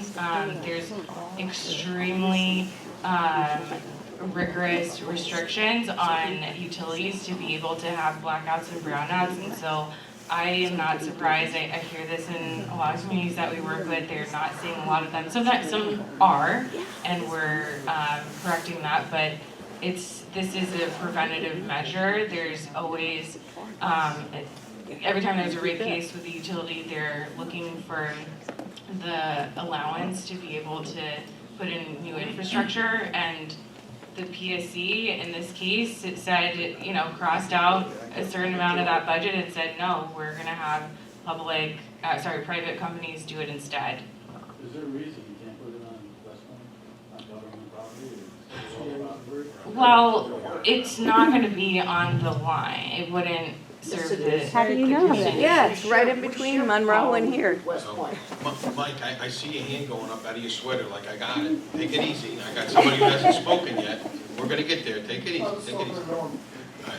Mike, not different Mike. Okay, we're unwrapping it, so we're gonna wrap it up. Mr. Leahy, last comment. Go ahead. You can do it right from there if you want. Oh, awesome. Perfect. What communities in Westchester, you don't have to say the address, have butted up next to residential? In Westchester is a super bad example. You could say Elmsford, when they bought their house right next to an industrial area, they're okay with that. If you say Buchanan and you live next to an industrial park, you're okay with living next to an industrial park. If you live in a residential area with less than 4,000 residents, Chapel Block. they're not building in Scarsdale. Okay, Mike, I'm fair. No, I'm saying you're not building in Scarsdale because Scarsdale has zero industrial land for industrial use. When the lady said something about community, you said, believe me or not, we do care about your community. Everybody that has spoken or is in this room for this community is 100% against it from what I could see. I could be wrong. But are you going to take this tonight and use all of this input that everybody's got and walk away because you care about the community that we are telling you we do not want this? Because if you cared about our community, you would say, you know what? All the people in this room that has never been this packed ever don't want this. So the only way for you to show that you do care about the community is to wrap this up and go back thousands of miles to where you came from. I know that sounds mean, but if Orange and Rockland sees the need, but Orange and Rockland isn't going to this village of 4,000 people and saying, hey, we're gonna put this box in your backyard, but hey, let's take off $100 off your bill, or you know, there's not even. I get it. That's not your. Oh, take it easy. Let's not shout over each other. Are you finished, Mike? Final thought there? You good? For now. Okay. I'm not gonna answer the question for you, but here's the deal. Like, we're gonna wrap it up. If we feel the need to have another meeting on the 22nd, if you guys There want should be none. Everybody here is saying they don't want it. Mike, take it easy. Take it easy. Take it easy. If we decide from the public, because I did have a note on one of these things that I read up here, that people would like to have another meeting, it's up to you guys. We can have it. Nobody can show up. Whatever you want to do. It's not in front of this board right now, so again, I just did this because I had a lot of people asking me questions, phone calls, text messages, emails, whatever. So I thought it was important to do, okay? Now, like it or not, we live in New York State. And if you were able to catch the governor's speech the other night, okay, there's nothing but green initiative for New York State.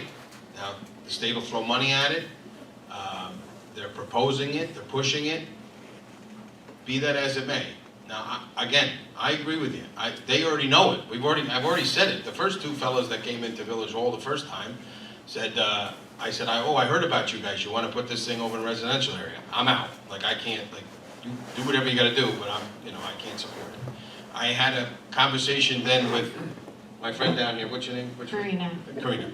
I couldn't like, I don't want to say yell at her, but I couldn't get into it with her that day because she just had a great baby. You know, she had a wonderful baby, so I said I had to give you a pass. Congratulations. So, they're not mean people. Obviously, it's a business. They're trying to do what they got to do. Okay. So I appreciate everybody being polite tonight. Thank you very much. Again, I think the board feels, I won't speak for each member of the board, we feel like it's not a good idea to be where the proposed area is. You heard tonight that they are open to another location, potentially. If there's another location, we will absolutely replace it. Okay, so, that's not a signal for me to start getting into a negotiation. I'm just not uneasy about the whole thing, to be honest with you, because of some of what we got questions and answers from tonight, and some of the public support tonight. So, again, if the board feels, or if we get enough feedback from the community, if you guys have other questions, I will get them to answer it. You can email me directly. If we feel that we need to have another meeting, we'll have another meeting. We'll put it out on social media. We'll put it in the paper. We'll put it everywhere. We'll come to your door. Mr. DeYoung will come personally to your house and knock on your door and tell you. But keep in mind, if they do decide to move forward, which we may not agree with, and I appreciate that, believe me, I live in Sadley Grove too, they would go through a process, okay? That's anybody. Anybody can go through that process. And then you'll have another time to come and speak at those other meetings. So I think we'll wrap it up for that tonight. And if we need to have another meeting, please reach out to me, reach out to the board members. If you have questions, we'll get more answered, and we'll go from there. Okay? Because it's 9:30. One question, Mayor. Sure, sir. If it does goes through and everything, and they decide that they really don't care about this community, will the residents here have a vote on it? Will we set up a vote and have people come and vote? This way, if we vote no, that they can't vote. Right. I don't want to give you an answer to that question because I really don't know the answer to it. My inkling is, my inkling is to say no, it won't be a public vote. But you can. There's two other boards that they're going to have to go through of residents that live in this community. So again, and as Trustee Ramos said, because it is a residential area and there is the potential, very high potential that they're going to need the variance, which is a tough one to get. The change of use is tough for this particular thing because it is a residential area. Even though it may have been used industrial, it doesn't mean it's zoned industrial. And, you know, that property could have been being used that way before zoning laws even like came into existence. So it is what it is for that particular property. But as soon as you want to change it from what it's doing now, that's what triggers these other boards. So I don't know about the public vote, but I will find out. Thank you. All right? So thank you all for coming tonight. Get home safe. Good question, Jimmy. Which tally? Kind of like,